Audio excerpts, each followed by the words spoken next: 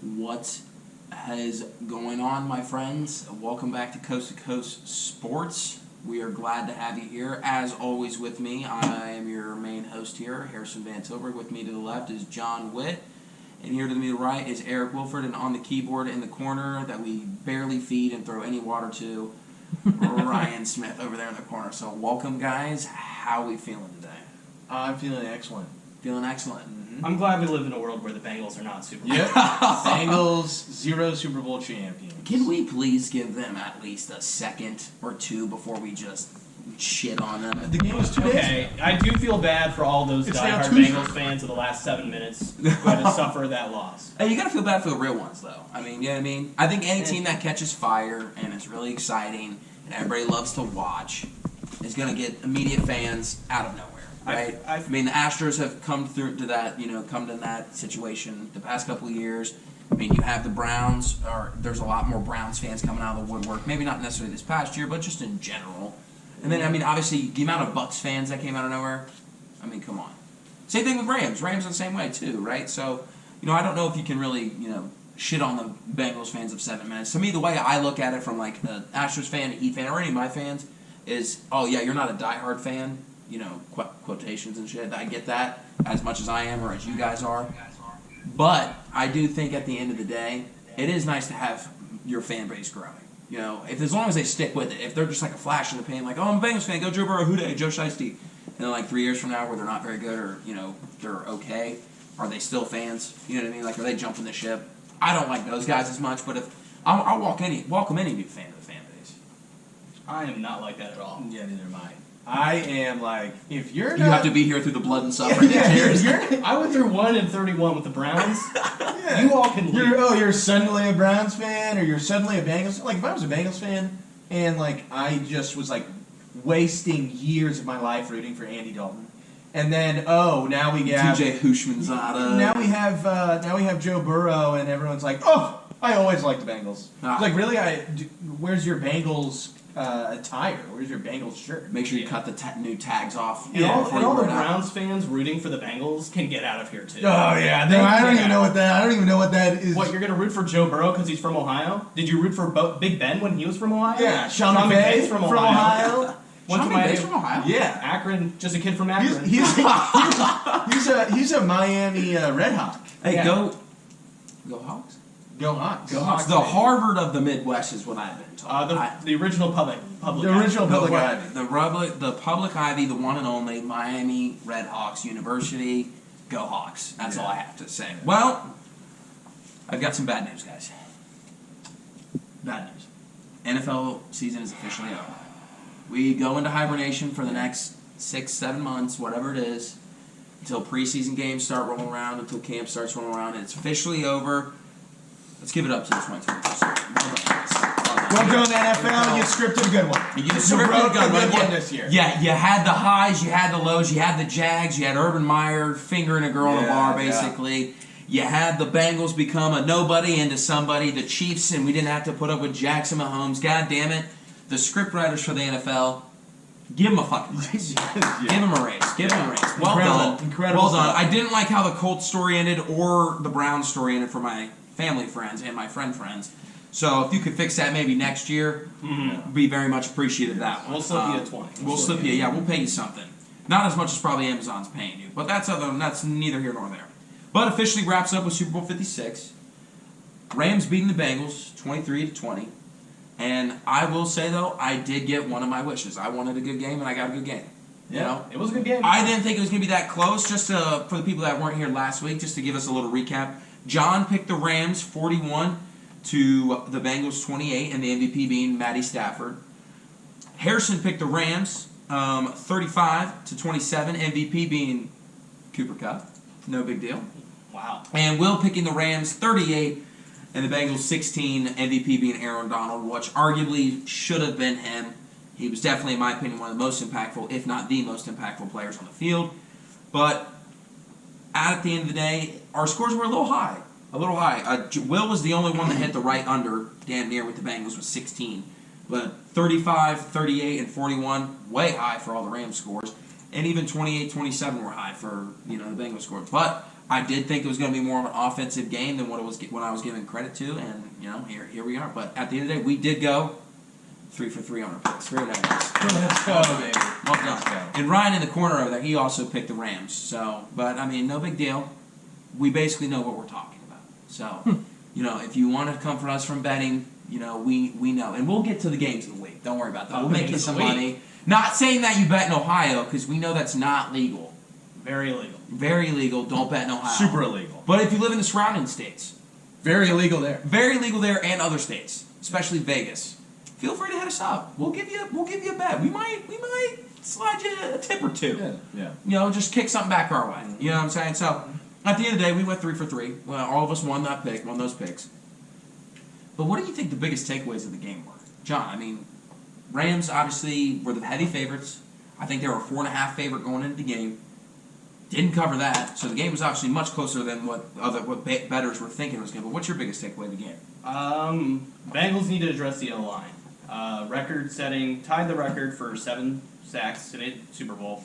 Broke the record for most sacks in a postseason. Yep, So, broke the record. Go Bengals for that. And Sean McVay, I'm not high on him. He was not. You don't think he called a good game? The run game sucked, and he kept running the ball. I know OBJ went down, kind of got That did really limit what the Rams' offense was potent, and maybe we weren't giving enough credit to OBJ these past couple of weeks and how good and how impactful he's been. But man, I felt like when he went down, they went stagnant. Yeah. The running game, the Rams running wasn't working from the beginning. It wasn't working halfway through, and it still wasn't working at the very end. So I am like Sean McVay. Like, are you really like this guru guy? Because are you not seeing what's going on during the game? You're not. You're running, and you're just nothing is happening. No one is moving. You're just stopped. The chains did not proceed to go forward. And like Cam Akers is like, he's fine. He's whatever.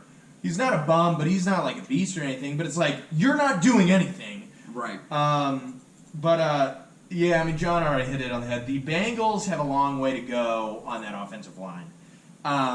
Would it be a stretch to say that every single draft pick they pick this year should be a fucking offensive lineman? Or do you trade those high picks away for people that know that they can play offensive line in the NFL? Because they clearly don't need a wide receiver.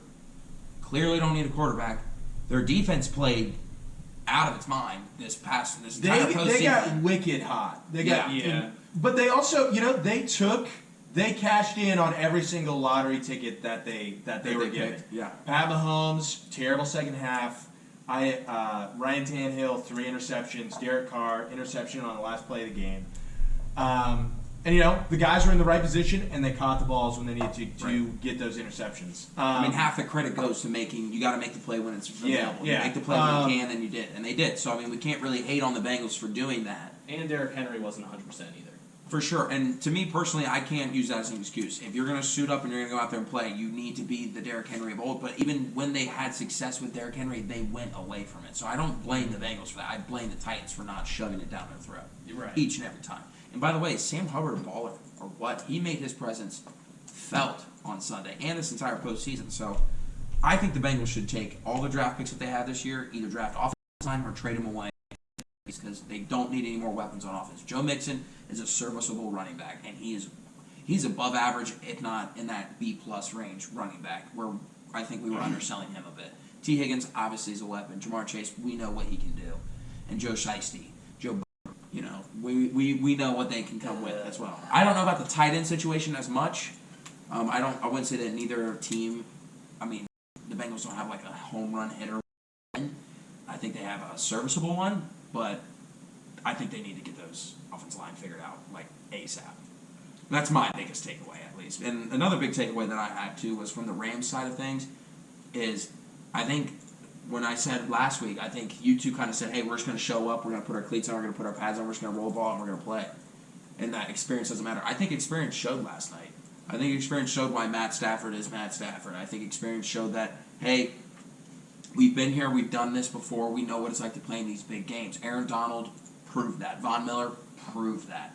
And the one person that didn't prove it was Jalen Ramsey. Oh my God, he got cooked. He got cooked. Not a good day for secondaries in general. Secondary's terrible. Yeah. But I think, John, you and I could have gone out there and played better. He gave up the most receiving yards in the Super Bowl ever, I think, 151 on him alone.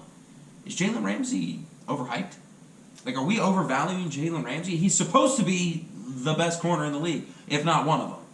Are we overvaluing him? Well, how many yards was the Bengals touchdown coming out of the half on Jalen Ramsey? Yes, the face mask. Yeah. So I mean, I guess you can use that towards, but at the end of the day, it doesn't get count, so it does go against them. Yeah, and Jamar Chase, good receiver. You got to give him some credit too. He is a little. Jalen Ramsey is a little overhyped though.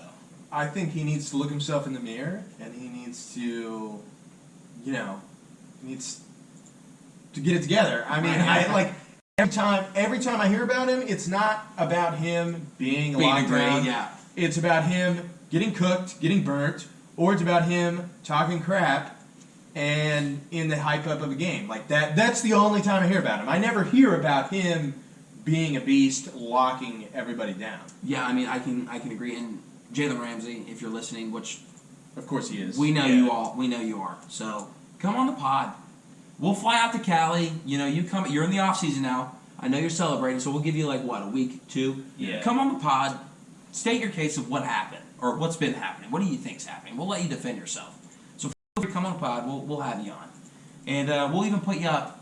We know a guy that's getting us a great deal in a hotel room. So we know a guy. So come on out here to Ohio, where it's briskly 20 degrees and not 70 degrees in California. So come on out. We'll talk to you here. But other than that, the biggest takeaways, I mean, I feel like we kind of just hit them all on the head there. I mean, I don't think there was any big surprises, right? We said that the defense was going to be the defense of the Rams. We said that the offensive line was going to be an issue for the Bengals. We said these last week, and I feel like those two things came to fruition. I mean, am I crazy? Are we good at our job or what? We are missing one key takeaway from the game that we have not talked about. Lay it on me. And that takeaway is Zach Taylor will never, ever win a Super Bowl. Oh, my God. Wow. Jeez. Do you think he's over? I think I'm scored. Oh, well, I mean, he's going to get re-signed, but Zach Taylor will never win a Super Bowl. Why is that? Go ahead. I'm giving you your soapbox. Okay. Soapbox, stand on. Why is Zach Taylor never going to win? Okay, well, I mean, if you just put it in simple terms, Zach Taylor is a very low IQ individual. He's not a very smart person. So if you watch Bengals, week to week, he is constantly making mind-boggling decisions in play calling, game planning, time management. What did we see in the Super Bowl? We saw a 4th and 1 that at the 50 that we don't get. So this is your first 4th and 1 play you had. You were making the game plan, and you're like, okay, we know that this 4th and 1, this is a hitter, this is the whammer, we'll pull this one out in the first quarter if we have to. Doesn't get it. First of all, why pull a 4th and 1 first drive of the Super Bowl? I mean, don't call me crazy. I don't want to be called crazy. Maybe I'm old-fashioned, but don't chase points, don't chase yards in the first quarter, right? Yeah. And then you have, and then the other one that I can remember just off the top of my head, it's the Super Bowl, all right? You're losing. We need to score right now. There's a minute left in the game. It's 2nd and 1. What do? We don't get it. Okay. 3rd and 1. And we put C.J. Ryan in the game, he had less than 5 carries the entire game. So I know these Bengals fans are like, well, he's the 3rd down running back. So I think we can make an adjustment and we can put Johnson in the game for this 1 3rd down. I think you'll be okay. You mean you put in the most valuable running back every time? Yeah. It's almost like running a jet sweep on the 1-yard line in the district conference final, or the Yeah. It's like almost like that. when you have a 2-time All-Ohio running back in your backfield, you run a jet sweep. That one came from the heart. And then, I'm sorry, I had to bring it up. And then where's P. Ryan? Where's this run play going? We're running directly at Aaron Donald. Aaron Donald's right there. Zach Taylor said, let's run right at him. The best defensive player in the game. And what did we get? Incomplete. TJ Watt. He won that? I said in the game that was playing in the Super Bowl. TJ Watt's not in the Super Bowl. First of all, I don't even care. Aaron Donald's better than TJ Watt. I don't care that he got all those sacks. Aaron Donald, you don't have to give especially me for a career. I don't care. Aaron Donald, if he retires, I will be very sad. As just a football fan. I think he's got plenty of career left, but I would be so sad if he retired. Do we think that he's the greatest defensive player of all time? You know, I got an argument with somebody about that a few days ago, and statistically speaking, he's up there. He's right there. I mean, Reggie White, I think, is like number 1 or like number 2 in stats, but I mean, his Pro Bowls, his All Pros, and his Defensive Player of the Year awards are right there. Obviously, you can't really count in the Super Bowls, in my opinion, because Joe Thomas is the greatest left tackle ever. I don't think that's a argument, right? I mean, I know you're Browns fans. Yeah. I wouldn't expect an argument out of you, but I mean, he's the best. If he's not the best, he's number 1, and he never won a Super Bowl. He never won even go to the playoffs. Yeah, he never made the playoffs. So I don't think the whole bullshit of, oh well, he won this many Super Bowls, he's better. Like I don't think that necessarily should go into the discussion. But I mean, Aaron Donald, Agreed. I hope he doesn't retire. I hope he comes back. But if he's not top 5, he's number 6, and I personally would put him in my top 5. That dude affects the game every single time he's in. He steps up to the plate and he makes plays when it matters most. Perfect example last night: 2 sacks, 3 hurries or 4 hurries, and just was a menace on the field. Mm-hmm. So all playoffs he's been in. yeah, all playoffs. Yeah, all season, his whole career. Yeah, his whole career. Yeah.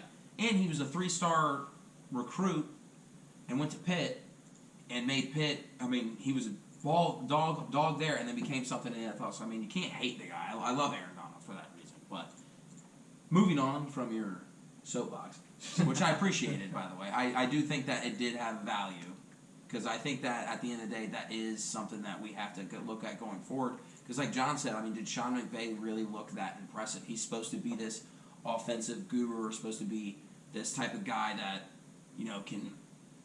I mean, remember when everybody was getting hired that just talked to Sean McVay? Cliff Kingsbury, you know, all these guys. Zach Taylor was like, I know Sean McVay. If Sean McVay was in the same room as you, you were getting an interview. Like, Yeah. The Lions were like calling you up. So, he didn't look great. He didn't look bad, but he didn't look great.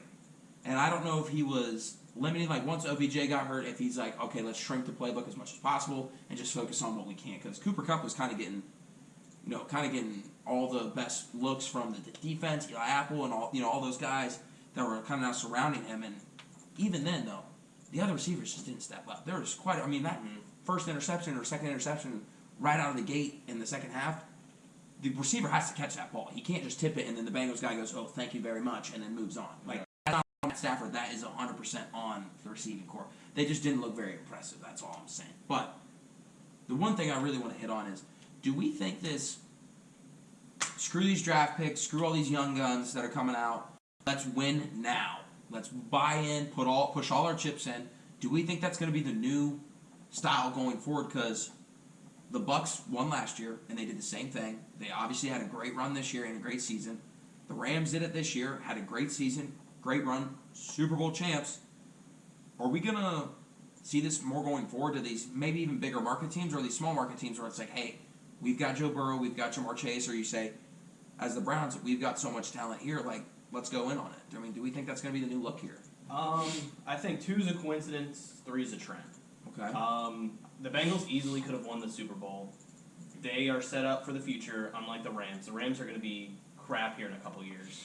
They have 2 or 3 of their biggest stars, OBJ being one of them, Whitworth potentially retiring. I mean, they're all going to be, they're up for free agents or going to be gone. So yeah, and the Bengals, I mean, they'll be good for years to come, and they have an opportunity to win a Super Bowl in the future, as well as they had a chance last night to win one or the other night. So I think no, but you might see it. I can see like a Browns or somebody who maybe doesn't have a chance, like long term, might as well. Right. So I mean, I can see the Colts doing that too, especially. I think Colts, yeah. You know, we have the defense for it. We have the best running back in the league. We got the best guard in the league. We got a lot of good pieces around us. I can just see Jim Irsay being like, screw it. All of our draft picks go. Let's bring in these weapons. Let's bring all these guys in, and let's win right now. I mean, Will, what do you think going forward? Trend or just flash in the pan?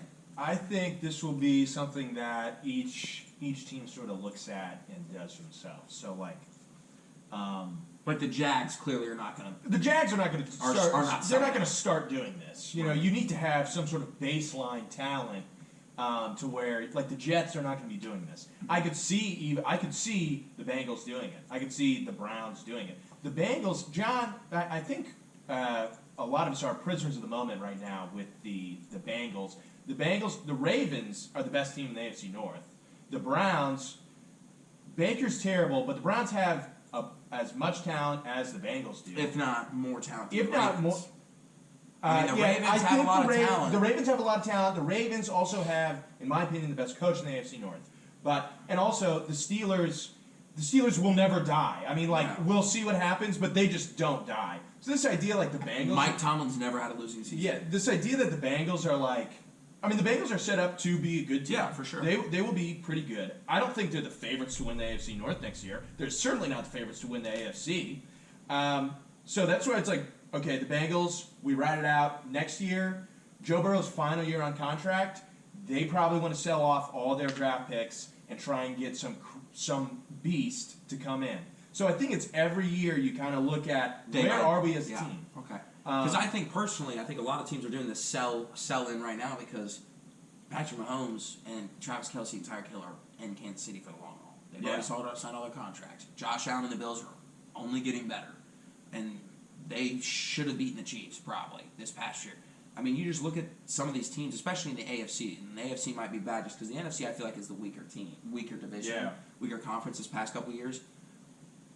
But maybe the AFC teams might be trending towards it because Patrick Mahomes is going to be there for another 10 years. Yeah. Travis Kelce is going to be there for another at least six years. Tyreek Hill, same thing. So it's if we have a team now, we got to sell out now because these guys are going to be built for so much longer than we are.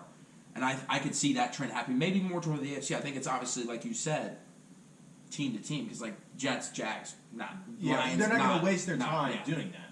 But I think that the NFC, I think the Packers would be like, look, we get Aaron Rodgers back, we have a chance, and we just bring in maybe one other guy, and then they might have a run at it. So I definitely think it's definitely a good talking point, and it's definitely something that's going to be interesting, especially with the new cap coming up and potentially more money coming into the NFL. So it's going to be really interesting how that kind of plays out, and obviously we'll be here to see it, and it'll be kind of cool. I think this is a really exciting time to be an NFL fan with how many teams, especially because you didn't see the good teams make it as far. Chiefs, Bills, all these other teams. You saw the Cinderella story of the Titans being the AFC without their best player weapon, and you saw the Bengals going into there and upsetting and beating the Chiefs. The big bag.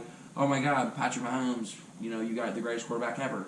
And then you saw the Rams Cinderella story in the sense that we just built this team, we just got two guys, and we went on a run and we beat Tom Brady, beat the defending Super Bowl champs, and then we handled the 49ers in a very, very tough, close game. So I think it'll be interesting going forward. But speaking of the postseason and wrapping kind of this whole NFL season up in a bow, let's look back on what we saw this past year. So what do we think the best postseason game was, Will? How can I even pick something other than Chiefs Bills? Yeah, Chiefs Bills. As far as a game in total, these were two elite teams going back and forth. Haymaker after haymaker. Defense wasn't really anywhere to be found, but I honestly think it's because the offense is so powerful. The offense is so good. It doesn't matter how good of a team you are, no matter how good of an offense you have, a defense you have, when you go against these two teams, it's all bets are off. Yeah. My runner-up to that probably being the consensus number one, I think. My runner-up though would be Tom Brady's last game in the NFL with the Rams. The first half was a snoozer. We thought the Rams were going to run away with it, and then Tom Brady, bam, he's back in it. Fumble, Rams. What? Right. And then it was like, oh my gosh, and then Stafford, boom, taking it home. See, to me, speaking of that was my best game. Okay. I agree with you, everything you said about the Bills-Chiefs. Great game. Not going to take it away from it. It was very exciting. When you score 4 touchdowns in a 2-minute span, who doesn't love that? But I did love the comeback. As much as I hate him, as much because he beat my team a lot, and he ruined a lot of Super Bowl chances for Peyton Manning, and all that. To see Tom Brady beat Tom Brady that one final time, potentially of, fuck it, game-winning drive, why not? Let's just pull it out of my ass, and then get him into the chance to win. And then Matt Stafford walks it off on 2 back-to-back plays to his best guy, all reliable, year 1999 Honda Civic, gray cloth seats, gray paint job. He's always going to be there. He's going to start for you every single day. and then to win it on a walk-off game, a game-winner kick. I mean, I think that was my best postseason game. But John, So I had Bills Chiefs 1. I had Rams Bucks 2. So third one, I thought the Packers 49ers game was kind of fun. yeah, the it was just a little low different. It was scoring snowing, atmosphere, yeah. the snowing, the oh my god, any kind of play can really break this thing open. Perfect Yeah. example, the block punt. Like if that punt doesn't happen, they don't win the game. Like I think that's a consensus. Everybody thinks that there's no way the 49ers are marching down the field and winning that game. We right? might see a Packers Super Bowl right now if that doesn't happen. That is very fair. That is a very very good point because I know for a fact Eli Apple's not handling Devontae Adams. Nope. He barely handled Cooper Kupp. Eli Apple Yeah. couldn't handle me.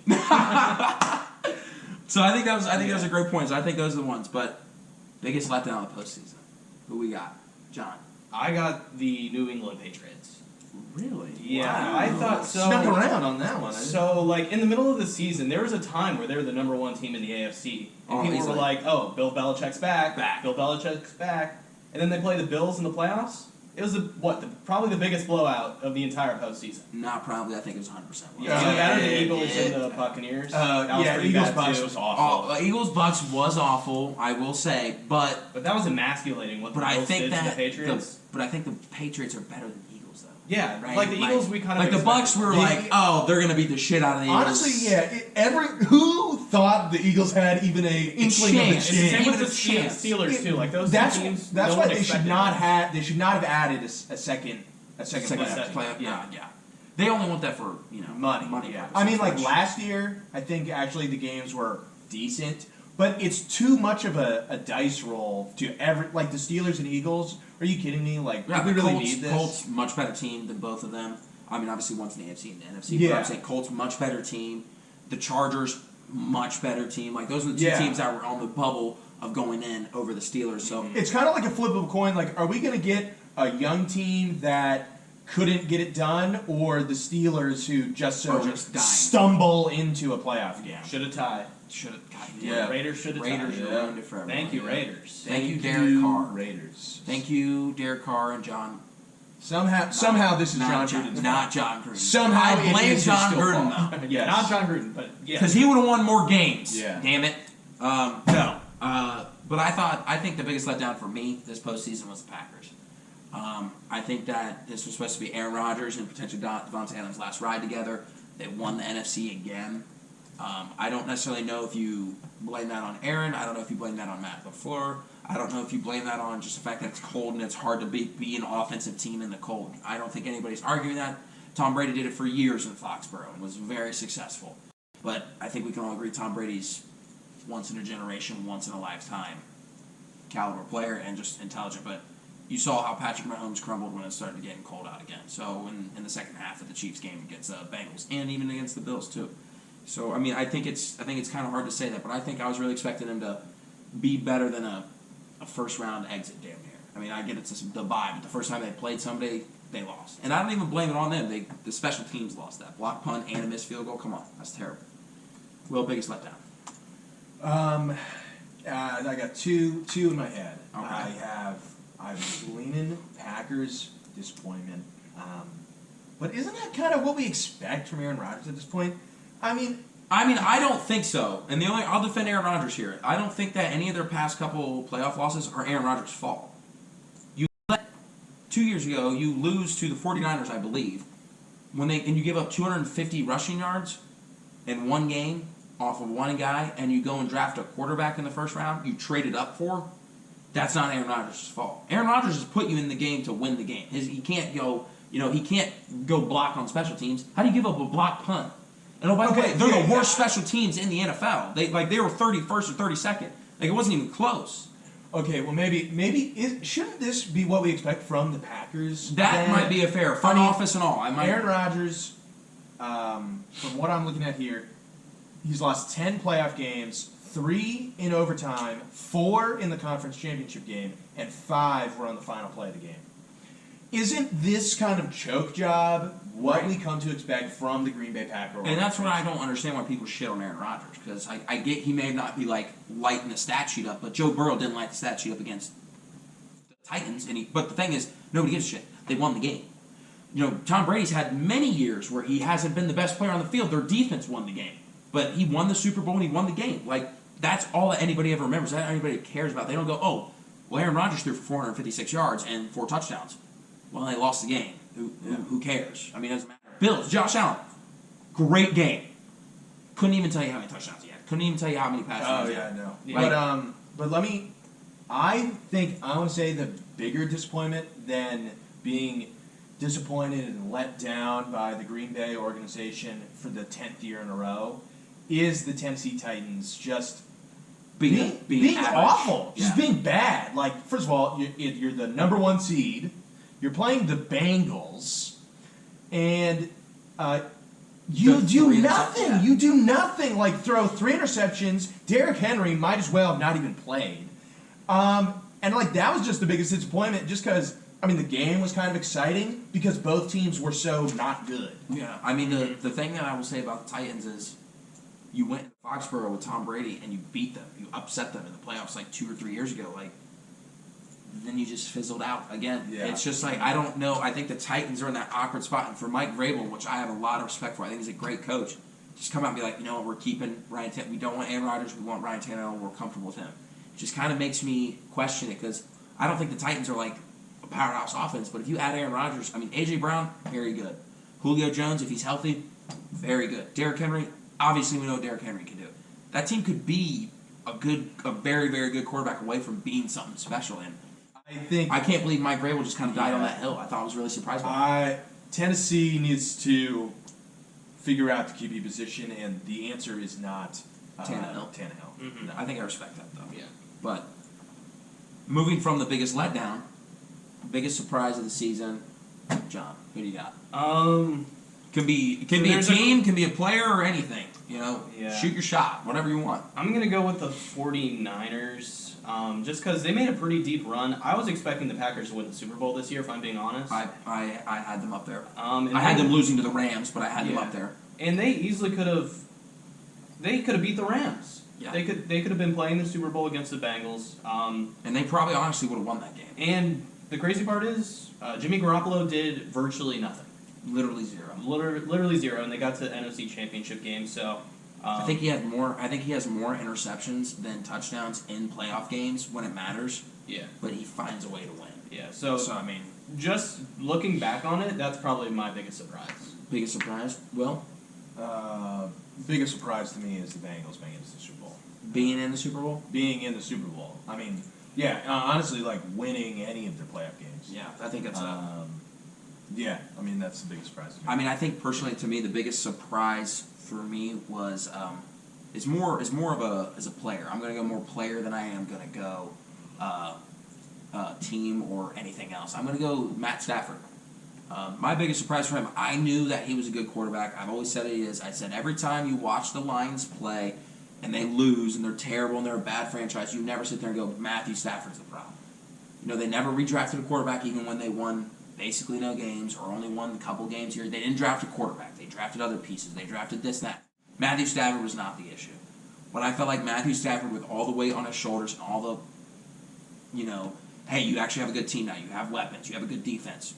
Let's see what you're doing. And he came out and he proved us all right. He proved me right. He proved a lot of people wrong that he is a quality quarterback. He is a good quarterback. He's going to win you games. He's going to win you games. He had a game-winning drive in the Super Bowl and won the game. You know, I don't care what anybody says. Matthew Stafford, to me, was the biggest surprise of this postseason because he was 0-3. He showed what he can do, and now you're on that, you know, kind of segue into our next topic, actually, which is perfect. I promise I didn't set this up. I probably should have. But it made us probably look a little bit more professional, a little bit better. But you're trending towards that Hofer status, that Hall of Fame status that Matthew Stafford is probably now teetering on, right? I mean, that's the way I kind of look at it. I mean, I think he's a Hall of Famer, but let's move on to it. Let's just go to the next discussion since I feel like we've set that up so well. So we have a little debate going on between the ranks here. It's Matt Stafford, Eli Manning, Matt Ryan, and who's the fourth? Phillip Rivers. Phillip Rivers. Are these guys Hall of Famers? Let's start with the first one since we're already here. Matthew Stafford. Hall of Famer, yes or no, and why? John. I didn't want to be the first one to do this. All right. Do you want me to go to Ryan in the corner? No. I haven't given him any water yet. I get info a little bit. All right. Matthew Stafford, Hall of Famer, yes or no? Ryan, from deep. I think he needs to do a little bit more. A little bit more in what That's all sense? I'm Win more, I or think- just stay with LA? I think win more, yes, but I can't look over what happened to Detroit.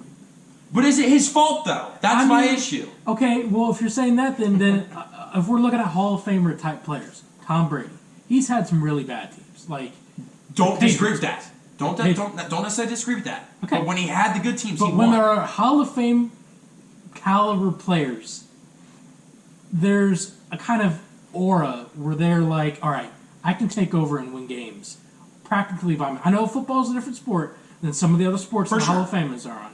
But, like, Matthew I don't know. Stafford, I think, has the most game-winning drives in the NFL now. If Tom Brady retires, and he stays retired, I think Matthew Stafford is 1 or 2 with most game-winning drives now. So, you think he has to do more? I respect that. I respect personally that. think he has to do a little more. A little more. John. So the stats I think are there. I think the stats are there. What stats? Passing touchdowns, all the Yards, stuff? yeah. Okay. The Because thing- Richard Sherman, this kind of what sparked this whole debate between us, is Richard Sherman kind of sounded off saying that he thinks that the Hall of Fame's become more of a participation award. And that, Matthew Stafford's benefited from the most pass-happy league in the NFL history. Mm-hmm. So he's benefited from that. Yeah. And, I think, I don't necessarily I don't disagree in that sense from Richard Sherman, but I do disagree with what he said. And I'll get to me when I get there. But, Yeah. John. Where I do think Stafford falls short is like the awards. He has like virtually no awards. Yeah. One-time Super Bowl champ, one-time Pro Bowler. Was an MVP of the Super Bowl. No, and thank you. I picked that. Yeah. I'm looking at his awards. Yeah, I His love only that. other awards are the same one, comeback player of the year in 2011. Okay. That is the end of his awards. So you need him more. You need So more I from him as think- well. If you're comparing to the quarterbacks he played with during his time, he doesn't really draw from the pack. He's not Doesn't separating measure up. himself. Yeah. I think that's fair. Okay, Well, so starting with Stafford is the wrong way of going about this. Answer me this question: is Eli Manning a guarantee Hall of Famer? I don't think he's first ballot, or what do you mean by guaranteed? Like he's gonna be in the Hall of Fame? See, I reject the notion that of first ballot, second ballot, third ballot. That's ridiculous. You're either a Hall of Fame, you're not a Hall of Famer 10 years from now if you're not a Hall of Famer now. So I reject that notion. So does Eli Hall of Fame, yes or no? Yes, I think so. Matt Stafford is and always has been a better Better QB quarterback. than Eli Manning. But I think Matt Stafford is in the Hall of Fame. Okay, well, that's Should be. That's what I'm saying. That's why I'm stating the question this way. If you're saying Eli Manning, yes, Hall of Famer, Matt Stafford has to be a Hall of Famer because Matt Stafford is going to finish with higher passing yards, more passing touchdowns. He destroys Eli Manning in completion percentage. Eli Manning is bad at completing passes, actually. Relative to other QBs, he's not good at completing the passes. Yeah. I think a fair point, though, the reason I say Eli Manning is, and John and Ryan, we'll get back to you on the whole Eli Manning aspect of it, but when Eli Manning had a good team, he won a lot of games, and he won 2 Super Bowls against arguably the greatest quarterback ever and some of their best teams. He stopped the Patriots from becoming the only other undefeated team in NFL history. So when he has good teams, he's won games, and he's made the playoffs, and he's won those games. So he wins when it matters. That's my whole case of the whole Matthew Stafford issue is I don't understand why people necessarily shit on him because I don't think you should blame what he did in Detroit because I don't think it's fair that you can relate what Detroit, because I think if you take any quarterback and put them in the same situation Matthew Stafford's in, I don't think they succeed. Same thing with Trevor Lawrence. Trevor Lawrence could be a great quarterback, could be phenomenal. You have your generational quarterbacks. Andrew Luck took a 2-14 team of the Colts AFC Championship game next year. You're not going to see that again. Joey Burrow, I know Jerk's still out on him, and he had a great year, but he took a team that was terrible, played 5 games, blew his ACL out, and then takes him to the Super Bowl the next year and off of an ACL. Something you're just not going to see a lot. So I don't think you can shit on these guys that get dealt bad hands. I don't think that's necessarily fair. That's all I'm saying about Eli Manning, and that's why I think he should be in. When he had a good team and he got the chance to win, he proved why he was a good team, a good quarterback to have, and he won games. That's why I think he should be in. Same thing with Matthew Stafford. Goes hand in hand, actually. So Matthew Stafford, then? I think You didn't tell me if Eli Manning is or not, so I don't know. this because this is how I'm going to answer the question. Okay. If Eli Manning is a guaranteed Hall of Famer, which many people say, then all 4 of those QBs should be in the Hall of Fame. Matt Stafford, Matt Ryan, Phillip Rivers, and Eli Manning. If Eli Manning gets in, Eli Manning is the worst of those 4. He's the worst of those 4 at actually playing quarterback. In the sense of passing yards, completion percentage, anything? I mean, the stats, like, I don't have them all No, I'm saying you just memorized. mean, like, in that, just But like yeah, eye test? I think... Because I think Matt Ryan's showing that he might not have been as Matty Ice as he thought. I mean, you blow the largest lead in playoff history and lose to Tom Brady. Now, I don't give a shit. I get it's Tom Brady. Anything can happen, but he has no Super Bowl wins, right? No, but he has an MVP. How many MVPs does Eli Manning have? 0. Okay. So, Matt Ryan, more passing yards than Eli Manning, more passing touchdowns than Eli Manning, and a much, much better completion percentage than Eli Manning. So, yeah, all of them are actually just better at the game of football than Eli Manning. You know what Eli Manning played with? 2 Hall of Fame level defenses. 100%. Mm-hmm. I mean, what... So... That's what we're playing with. That's the hand you're dealt. But like I said, though, he had a game-winning drive against the greatest team ever assembled. Is it the Hall of Game-winning drives? Is it No. like the Hall of Game? Is it the Hall of Moments? No, or is it my the Hall point- of Fame? My point is that Eli Manning is is a good quarterback. For He's sure. just not even close to as good as Phillip Rivers, Matt Ryan, or Matt Stafford. See, I beg to differ, and this is why. This is my criteria for getting the Hall of Fame. Matt Stafford will never play as bad as Eli Manning's last few seasons. Eli Manning's last few seasons. That's probably awful. That's That's probably awful. true. Yeah. But his team was awful too. Partly because he was so bad. He was terrible. Yeah. I mean, yes, I don't. I'm with Will on this one. I'm looking at his stats right now. He's only a career 500 quarterback. He's 117 and 117. Right. We remember his highs way more than his lows, and his lows were pretty bad. His lows were His low. lows were pretty bad. And I just found out his real name is Elisha. With an S. With an S. Elisha. That's awful. Elisha. This guy's gonna go in the Hall of Fame? Elijah's with an S. Don't take me with these two, please. I support Elijah's with all spellings. Okay. No, here's the criteria of what, and this is why I think that he should be in the Hall of Fame. Longevity. Obviously, all these quarterbacks have that check mark, right? Yeah. Played long enough.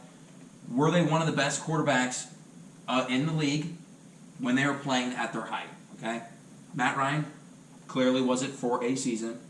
To me, Matt Stafford was the entirety career of him being in Detroit. It doesn't translate to necessarily wins, but, he's still one of the best quarterbacks that was in the league, right? I mean, I don't think that's necessarily, I'm too crazy in that. The stats obviously have to be somewhat part of it, and can he win games? This is the knock I had on Phillip Rivers when we went out and got him over potentially getting Tom Brady. I love Phillip Rivers. He did great things for the Colts, took us to the playoffs, and obviously we even had a chance to beat the Bills. But I knew when we drafted him, Phillip Rivers had one of the greatest running backs of all time and one of the greatest tight ends of all time, and didn't win a single thing. Ever. He had Antonio Gates, and he had LaDainian Tomlinson, and didn't win anything. I mean, Tom Brady's won Super Bowls with less than those two players, right? So I think that, Phillip Rivers, and I don't even know if Phillip Rivers is in the Hall of Fame. The jury's still out on that. He's never won anything. Matt Ryan never won anything, and when Matt Ryan had the lead and had a chance to win anything, blew it away. Eli Manning won it when it mattered. When he had a good team, he won games, and he played at a high level.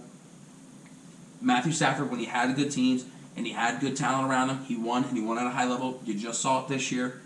And I just don't necessarily know if Phillip Rivers, Matt Ryan, and some of these other guys that are potentially going to be coming up for it are going to be in that same boat. That's my criteria, and that's why I base it off of. That's why I don't think Matt Ryan is a Hall of Famer. I don't think he is. And that's why I think Eli Manning is. Now, Matt Ryan might be a better quarterback. Wait, why off of that is Eli Manning in the Hall of Fame? When he had a good team and he won games, and when he had a good team, he found ways to win a game, and he won 2 Super Bowls, so he won when it mattered. When he had good talent around him and he had a good team, Matt Ryan had one of the best running backs in the league at the time and one of the best receivers of all time on his team. Hasn't won anything. And he also had a great number 2 in some of those guys, and Calvin Ridley as well. Hasn't won anything. So it's just like, That's the reason I have Eli Manning. When he had Plaxico Burress, when he had this good defense, when he had these weapons around him, he won games and he won Super Bowls. 2 Super Bowls, in fact. It's hard to win games in the NFL. Aaron Rodgers is one of the greatest quarterbacks of all time. He's top 5 probably. Passing yards, passing everything. He's only been to 1 Super Bowl, and he's won it once. I mean, it's hard to make the Super Bowl, and it's hard to win these games, but Eli Manning did it twice. With talent. Matthew Stafford was still a great quarterback, and he was with the Detroit, but you're never like, God damn, Matt Stafford, he's a Hall of Fame quarterback. If he stayed in Detroit, nobody would say he's a Hall of Fame quarterback. As soon as he leaves, he wins. Now he's in the discussion. I don't know. I think it's hard. I will say this: Eli Manning never led the league in passing yards, never led the league in touchdowns, but he did lead the league in interceptions 3 times. Phillip Rivers, he has led the league in passing yards. He's 100%. led the league in completion percentage. He's led the league in touchdowns. He's led the league in QB rating. 100%. He's played for 100 years. Played for a long time. Has 9 kids. It's easy to lead those leagues when you have a fucking offensive line in your house. Yeah. And all offense. You can scheme up to it. Mm-hmm. But back to my point of one of the criteria you have to me that should matter in being Hall of Fame voting is he never won anything. He barely won playoff games. Now, I get if you want to pull the whole criteria of, he's losing to Tom Brady, Peyton Manning, these great quarterbacks that are also in the AFC. That's fine. But the thing is, Joe Flacco did it, and he beat Tom Brady, beat Peyton Manning. Are we going to bring up every single mid QB that had a Hall of Fame defense? No, I'm not bringing up the mid QBs. I'm saying that he won the game when it mattered. You know who won the Super Bowl? Trent Dilfer. Trent Dilfer, Hall of Famer. Trent Dilfer, my God. Here's another thing on the the awards. Like when you're looking at if you're Matt Stafford, if you're Matt Ryan, if you're Phillip Rivers, and you're playing in the league with Tom Brady and Aaron Rodgers and Drew Brees, they are going to be the All-Pro QBs every year. You really need to be insane. Yeah. Once again. But then that's what we're talking about. It's is it the Hall?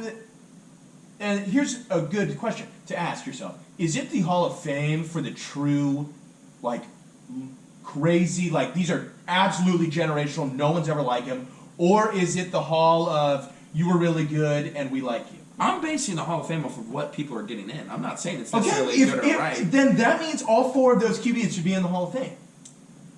Disagree. I don't think Matt Ryan is that good of a quarterback. So Matt Stafford is getting in your Hall of Fame, but Matt Ryan's not. Matthew Stafford's better than Matt Ryan. I hope we're not arguing. No, Matt Ryan's not getting in. He shouldn't get in. Matt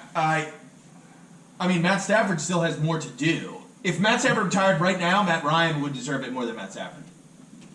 Stop it. Yeah, he has more. Matt Stafford's a better quarterback than Matt Ryan. More passing touchdowns, more passing yards. Matt Ryan, very good completion percentage. Matt Stafford has good completion percentage. Matt Ryan is very good. Okay. So what do you mean? The numbers say Matt Ryan is better. Now, Matt Ryan also played longer. Matt Ryan also has an MVP. Mm-hmm. Okay, completion percentage isn't a longevity stat. No, I'm not talking about completion percentage. Matt Ryan also has an MVP. And Matt Ryan's also had better teams than Matthew Stafford. With the fact that Matthew Stafford's even remotely close in any of those statistical categories with the Lions, that is to me why he made the Lions kind of relevant. You're telling me Megatron's not a Hall of Famer? Well, yeah, obviously he's a Hall of Famer. Barry Sanders? Hall of Famer. He did not play with Matthew Stafford. I didn't say he did, but I'm saying they played on terrible teams, never won anything, were never probably, quote-unquote, statistically the best in the league or this, that, and the other thing, but they are all clearly Hall of Famers, correct? Yeah, sure. Right. So Matthew Stafford, he did the same shit, and he should be in the Hall of Fame for that alone. He should be in the Hall of Fame because he got drafted to Detroit and still stuck around and is still alive when he's playing the NFL. That's the reason he should be in the Hall of Fame. That's a bad pitch. Not a bad pitch. Drafted by Detroit, Hall of Famer. Hall of Famer, Hall easily. of Famer. But Matt Ryan also has 2 offensive Player of the Year awards as well. Yeah, but the awards don't mean shit. And we've that's kind of been watered down as is. I mean, when you're getting, like Will said, I believe you mentioned this point, when you have Tom Brady and Aaron Rodgers playing the way they played this year, even if you had a great season, Patrick Mahomes' down season was better than Josh Allen's entire season this year. statistically speaking. And nobody was shitting on Josh Allen. Everybody was saying Josh Allen is this is the best year he's ever had. And I think he had less passing yards and less touchdowns than Patrick Mahomes. If not, it was damn near identical. But everybody's saying Patrick Mahomes had a down year. I just think if Matt Ryan had, like, let's say, a hypothetical older brother who's really good at football, he's a Hall of Famer. Yeah, probably.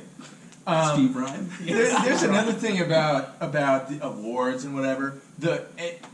You can't look at Pro Bowls for anything. No, Pro Bowls are irrelevant. Pro Bowls are totally irrelevant. All pro teams matter. Yeah. And awards, I think awards do matter. Now, it's important for the context. Like, if I'm a QB, I gotta be insane to be better than Drew Brees, Tom Brady, Aaron Rodgers. Right. But when you look at the Pro Bowls, Matt Stafford, 63% completion percentage, 5,000 passing yards, 41 touchdowns. This is his year 3, and he didn't make the Pro Bowl. Mm-hmm. Like, how does that even happen? Right. The year he went to the Pro Bowl, he threw for 22 touchdowns and 4,200 yards. Yeah, it's all about what the league's trending It's towards, all right? about what is actually happening Right, and who's yeah. opting out, who went to the Super Bowl, whatever. Yeah. But it's Yeah. like, Pro Bowls are just so stupid. And he is the only one on this list to have an All-Pro. He is the only one. Who? Matt Ryan. Matt Ryan? Yeah.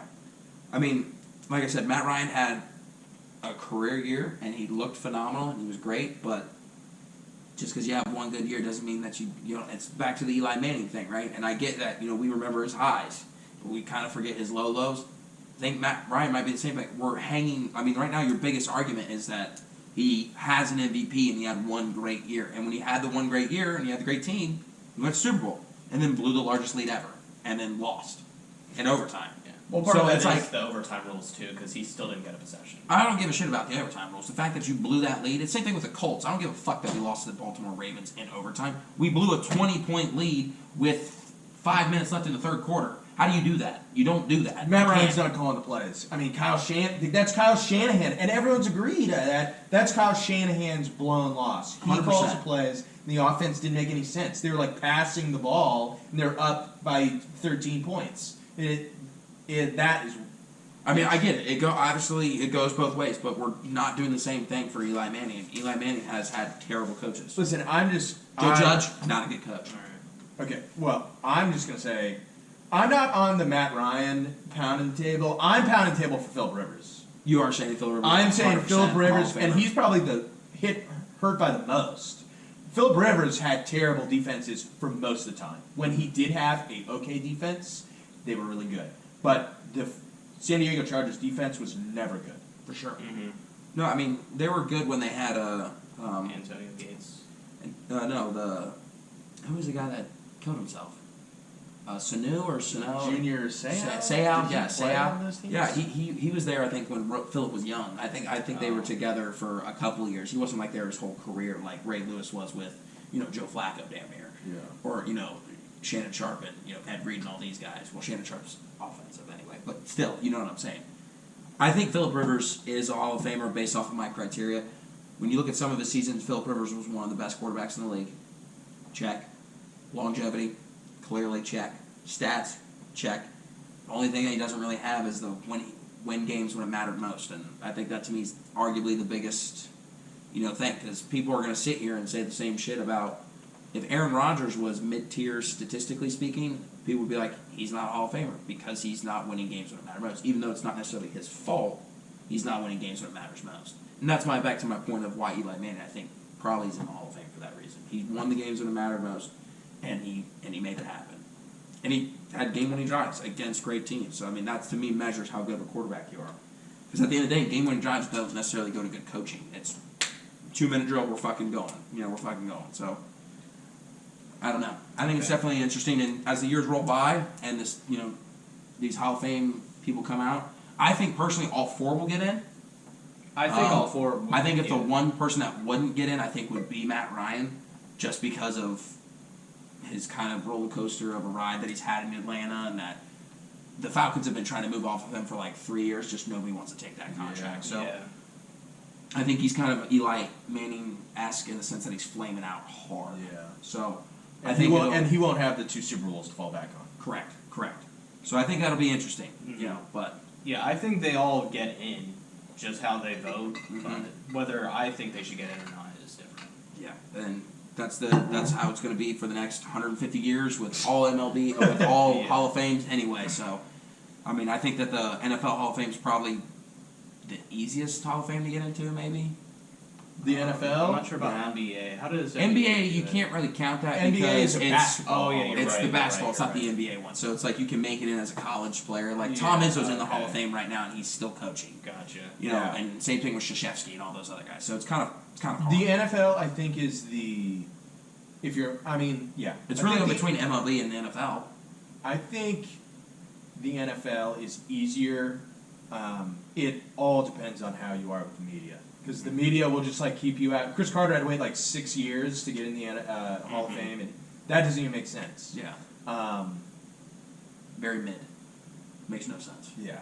So, but And the MLB writers are even Worse. worse than Yeah, the NFL writers. The MLB writers are like, you didn't buy me a soda pop back in 1965. you didn't let me chew on a butterscotch. Yeah, Well, yeah, that's why David Ortiz is in over. yeah. Everyone loved Yeah, it. known cheater David Ortiz. Yeah, Yeah, has a drug test proven, steroid test proven. yeah. I got think popped. he played. Roger actually- Clemens, never proven. Yeah. As a report, hypothetically speaking, never proven. Like David Ortiz, arguably greatest pitcher of all time, with 7 Cy Youngs. Yeah. Most Cy Youngs ever, didn't get it. David Ortiz, who actually played on a position on the field, like 30% of the games he played at. Hey, he's the greatest DH ever. I don't. Yeah, but that's not.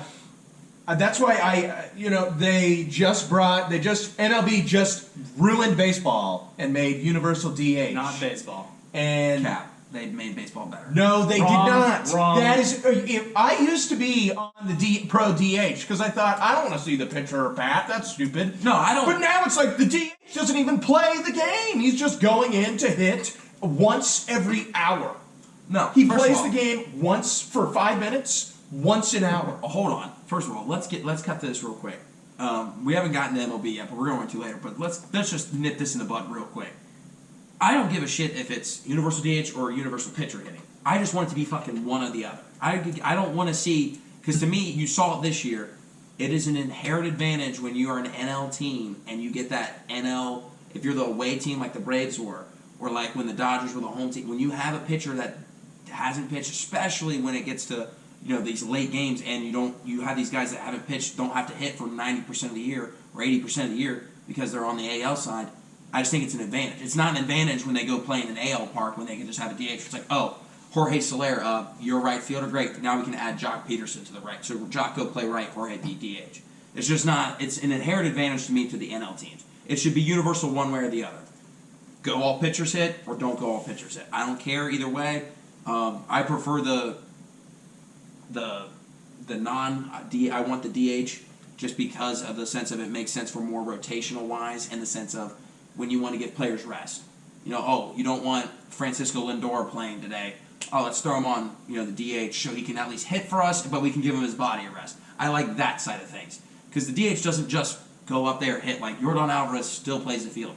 Nelson Cruz still plays the field. David Ortiz still plays the field. When they do substitution rotationally wise, they still move off of they put other people at DH. Dustin Pedroia was a DH for a little bit. Like when they were on rest schedules and stuff. And, he's obviously not a DH power hitter guy, but I like it from that sense. It's a good rotation for rest, because at the end of the day, I want to see players healthy and I want to see them play. If you rest them that way by playing a DH, fine by me. It does take a lot of strategy out of the game, though, because in the NL you have to worry about, your relief pitcher's coming up in the lineup. Do I put in a pitch hitter?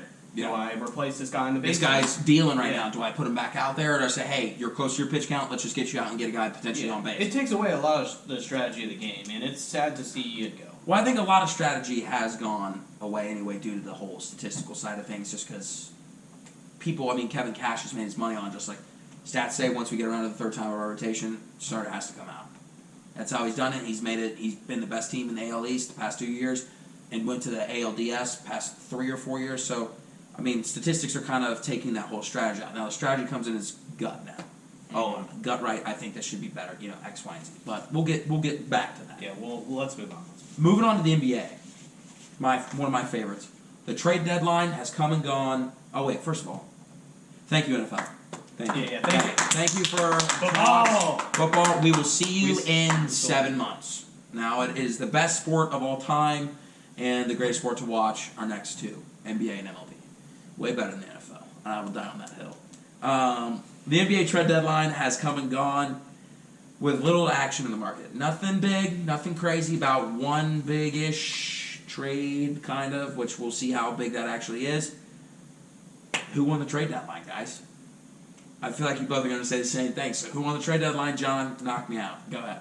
I mean, the Cavs are back. The Cavs are Cavs are back. We didn't put it on the board this week, but the Cavs are back. Ryan, are the Cavs fucking back? I think so. The Cavs are back! Ryan Smith stamped it. But the more important question is, Ryan, who's the best team in the NBA right now? Jesus, best team in the NBA? The Heat are up there. The Heat are up there, Ryan. That's all I care. Don't continue with another thought. Cavs are back. Heat are one of the best teams in the NBA. I'll take it.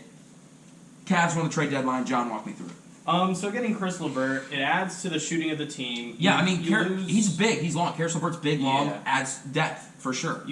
Especially with Ricky Rubio out, Colin Sexton out, it brings some more shooting to the game, or to the team, because they have a lot of big men. The Cavs revolve around the 3 7-footers. Literally have the tallest team in the NBA. Tallest team in the NBA. So, Cavs said 7-footers, yeah. fire sale. We'll take them all. Yeah, The Taco Fall's not even going to play for us. Fuck it. Bring them. Give them here. But getting Karis LeVert, it adds to the depth of the roster, adds to the point scoring of the roster, and because the Cavs are already the number 1 defensive team in the NBA, or at least they were at some point in the last week or so. They're top 4 easily. Yeah, top 4, top 3 for sure, and they just added a lot of depth and length. The Cavs have to be the longest team in the NBA. And they're all young too, so they'll be good for years to come. I'm excited for the Cavs. The Cavs are back. Stamp it. They're going to beat the Heat in the Eastern Conference Finals.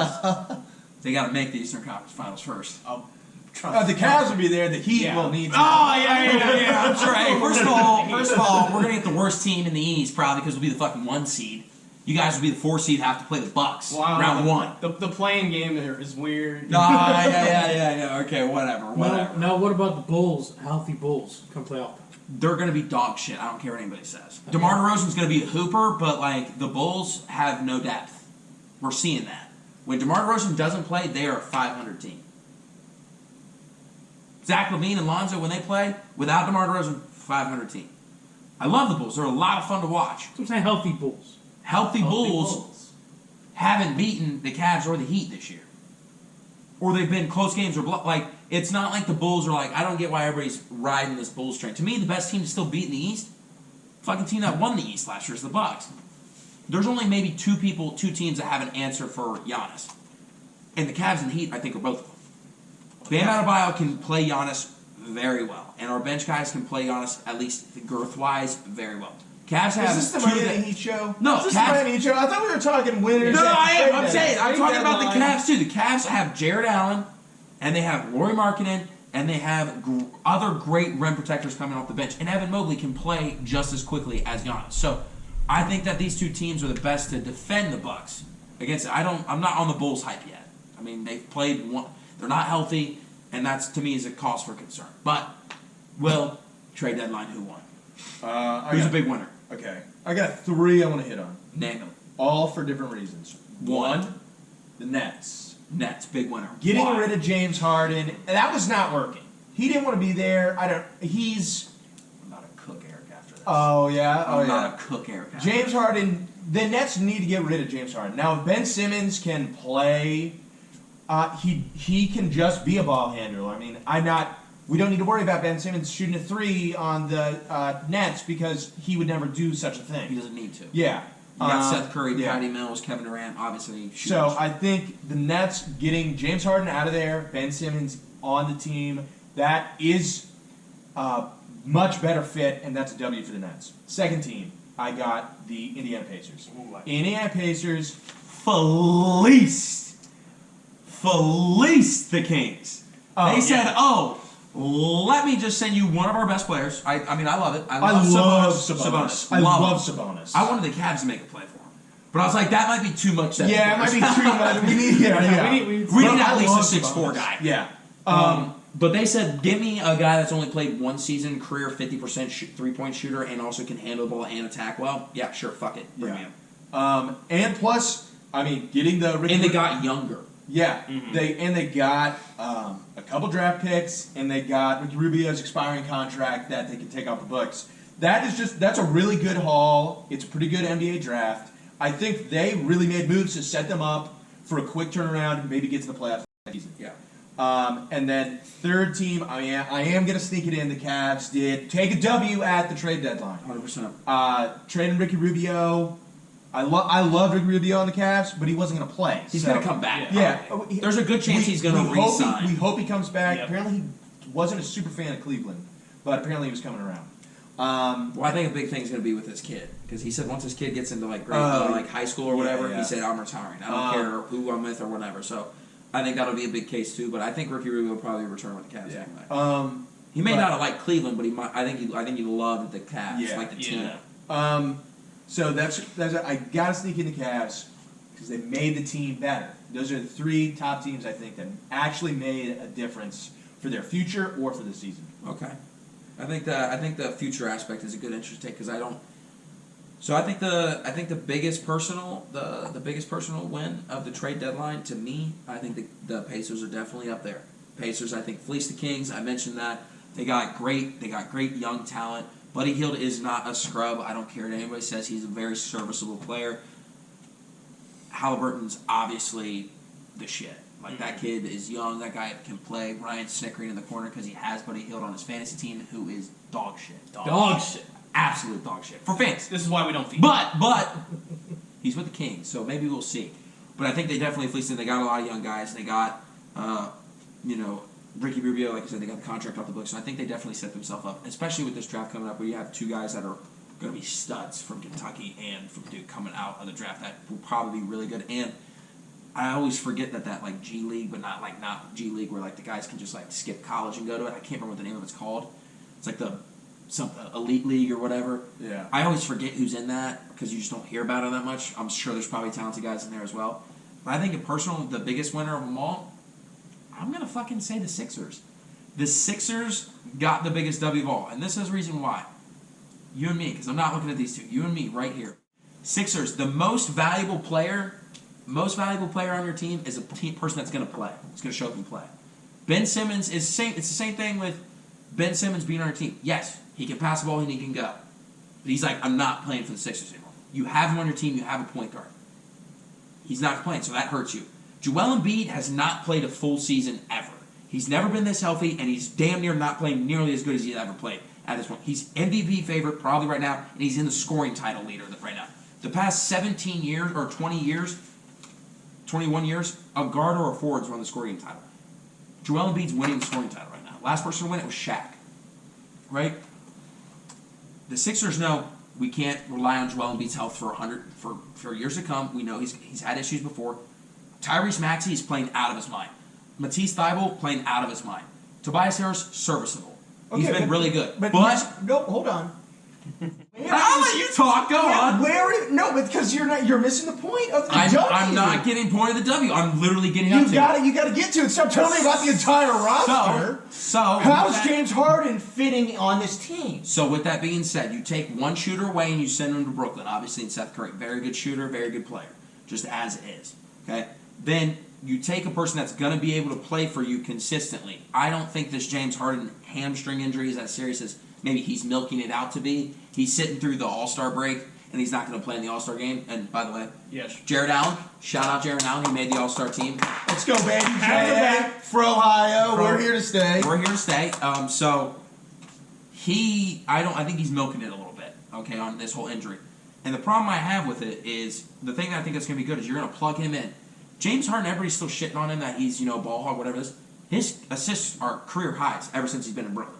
He's passed the ball and scored less than he ever has ever since he's been in Brooklyn. He's not a ball hog like he was in Houston where everybody was like, oh, you can't play with him, he just wants to shoot. That's not James Harden anymore. James Harden is going to be the guy. He's probably going to get damn near 20 assists tonight, and I know that's really high, but he's going to be up there in the assists with Joel Embiid, with that player. And, oh, by the way, he can still shoot the fucking lights out of the gym. When Kevin Durant and James Harden played together, fuck Kyrie Irving. He's not playing right now. But when you got Kevin Durant and James Harden playing together, they are elite. They were an elite combo. James Harden is going to be able to help this Sixers team, and he's going to be fitted, I think, perfectly. Obviously, time will tell. Same thing with the whole Brooklyn situation. Time will tell if Ben can actually play or if he's in the right mental state to even play basketball right now. But That's why I think the Sixers got a W, because they're like, we know we can have a young core and we can win right now. Our young guys are playing out of their mind and playing probably above what we expected them to be. All we gotta do is add a person that can shoot lights out, because we just got rid of one. I think you have a great match made in heaven there. That's the reason I think the Sixers got a W. Okay, I see. I wasn't saying that the Sixers took an L. I'm I just didn't saying say the you were. Nets. Okay, well, you said you were going to cook me. No, I have the Nets getting the biggest loss. Oh, you're crazy. Now we can. We'll get to it. We'll You're wrong. We'll You're get to it. wrong. But let me just say. Ryan, biggest W of the trade deadline. I think. You see, I don't know. I'm kind of indifferent when it comes to James Harden. He had some good years. Had some great years. Has some great years. Has some really bad years. And those bad years have been recent. Dallas Miami started. Recent. Back. I'm not gonna. I'm not. This is why you don't get fucking fat. Okay. How's he had bad years recently? He's been balling for the Nets. Okay. Yeah. Balling for the Nets. Where are they looking right now?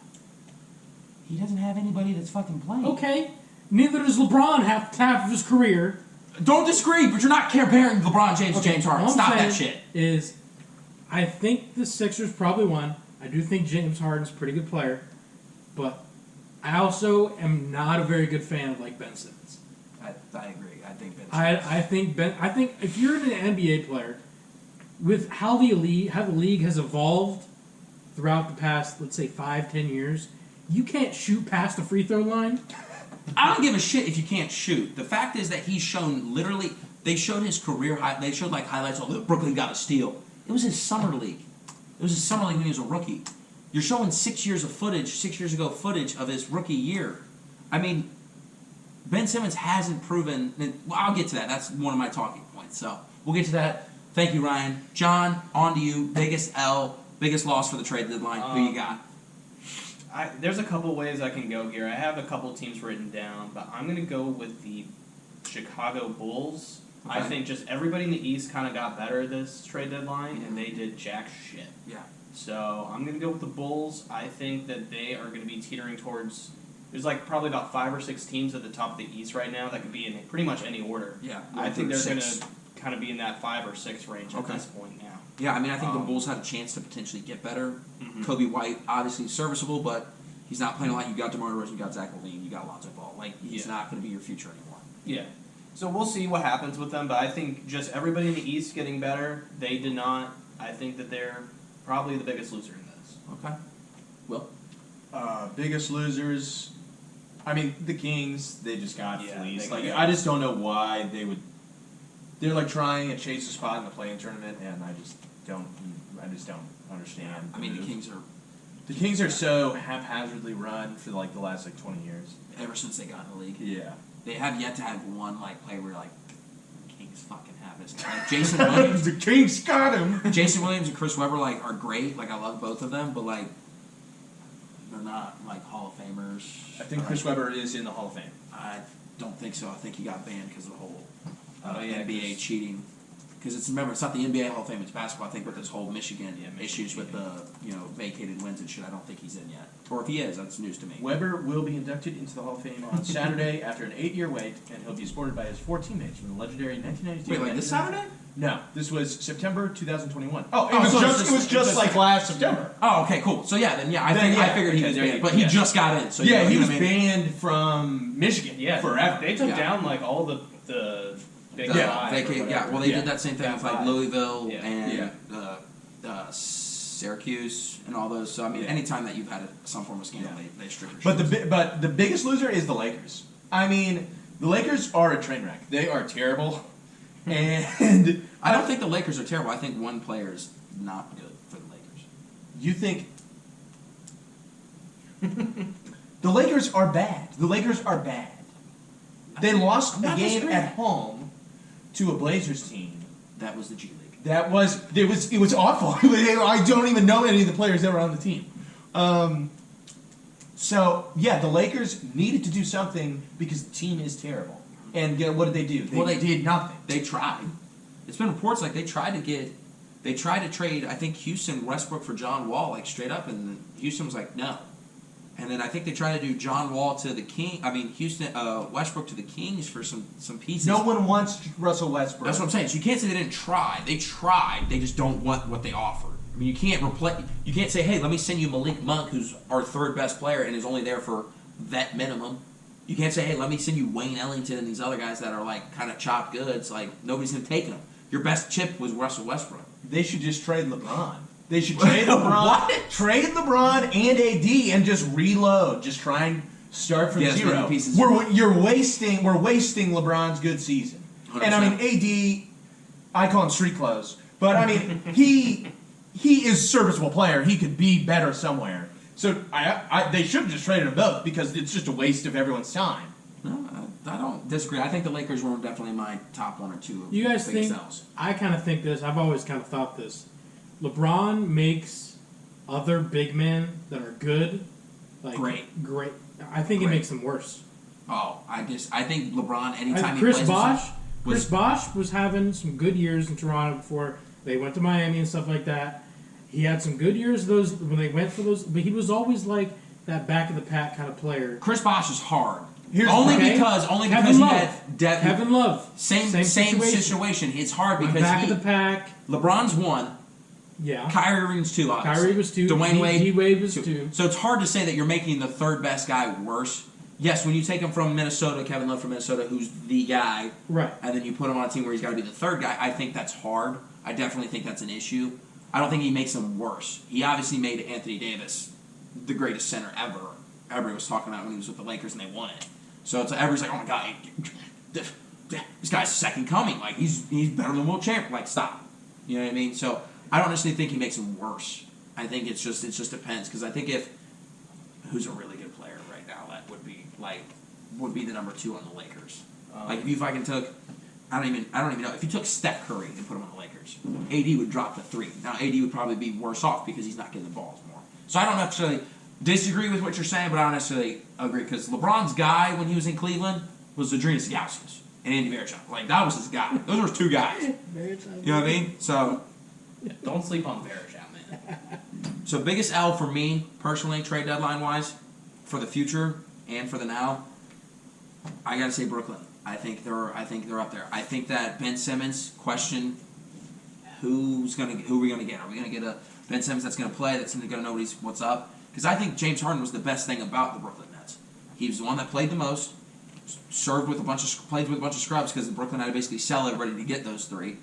Kyrie Irving didn't play at any time if he just got the vaccination, which I'm not saying or don't, but having a guy that's only 50% of the time doesn't help your team win. Kevin Durant's durability is obviously in question again.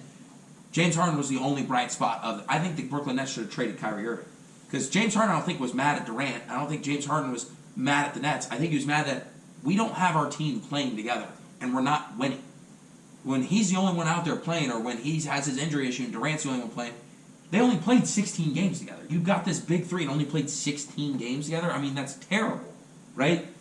So I think from the Brooklyn standpoint, yeah, you got a lot of draft picks. Great. Do you think Durant wants to play with young guys at this point in his career? No. Do you think Durant wants to play with Ben Simmons when you don't know what the fuck Ben Simmons you're going to get? I don't. And then you also don't have Kyrie Irving going to be there for 50% of the games. If Brooklyn gets a home series, they're going to lose. They're going to lose. And God forbid they go play a team where they can't play because of vaccination status as well. Then Kyrie Irving's just done for that series. Like, I think Brooklyn should have moved off of Kyrie before they should have moved off of James Harden. And I think that's why I think the Brooklyn takes the biggest L there. And that's the person that the most valuable people on your team is the people that's going to show up and play. Street clothes doesn't show up and play. It's that simple. Yeah. And when he does, it's okay. Yeah. So I think Brooklyn eventually, I think Durant goes, I want out. I don't want to play with a bunch of young rookies. I don't want to worry about building the future. Seth Curry's great. Patty Mills is good. LaMarcus Aldridge, Andre Drummond, I love these guys. They're quality players, but I came here to play with the big 3, and we played 16 games together. I think that's the biggest L. But do we think that the buyout market will be a little more fireworky then? Because I think that's how the Lakers are going to have to get better. I think that's how... I think the Lakers are probably going to go for Dame. In the offseason? I know they tried last year. They were kind of up in the air with Russell, with him and with Westbrook and the Lillard. Blazers didn't want to give up Dame, so... I know they didn't, but I depending on how this postseason goes, I don't they're know. going to be all in for Dame if they can. 100%. I know. I'm talking about like next season though. Yeah. I think Lillard. I mean, just from some stuff I just read right now, he wants to like say, all right, I'm getting to that point where I want to start winning some shit. Yeah. He's always been at that point. Him and CJ. I mean, an underdog of a W, by the way, is the Pelicans. I mean, the Pelicans to me suck because the fact they should trade Zion Williams. That dude, if he's not going to play, I don't even fucking want him on my team. He's not going to play. He's not even rehabbing with the team's facilities. He's rehabbing on his own, but he says he's in good spirits.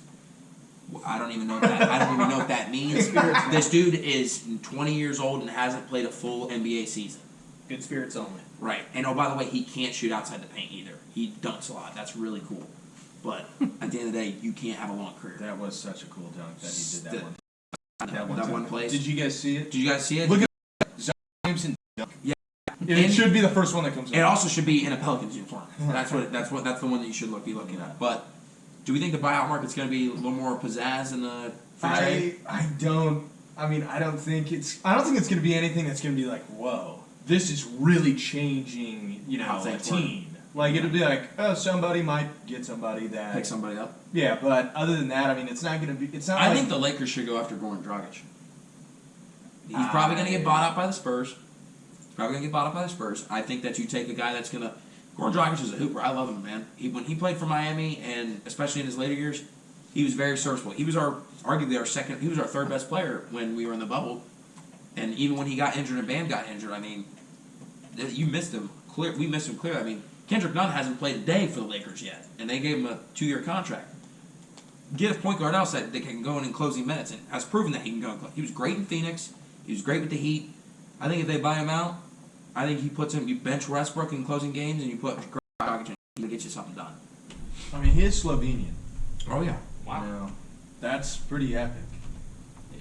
I do think if we see any action, it will be just out mediocre. west. Yeah. And out west and mediocre. I don't think the East does shit. I think it's all the the Heat might go after somebody. We traded KZ Akapla away, which kind of sucks because I liked him, but he didn't play. He wasn't that great. Everybody calls him Baby Durant because he's got the same build and can shoot potentially. Has a ceiling of him, I guess.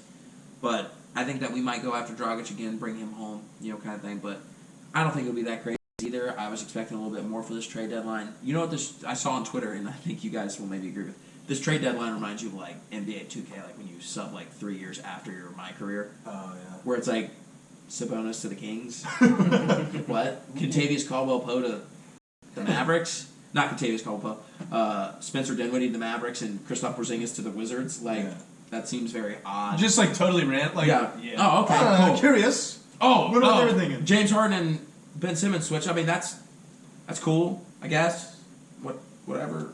Like it just seemed like a very 2K trade deadline. It did. Last thing we're going to talk about, before we get to the 2-minute drill, and the MLB lockout is obviously screwing us right now out of baseball.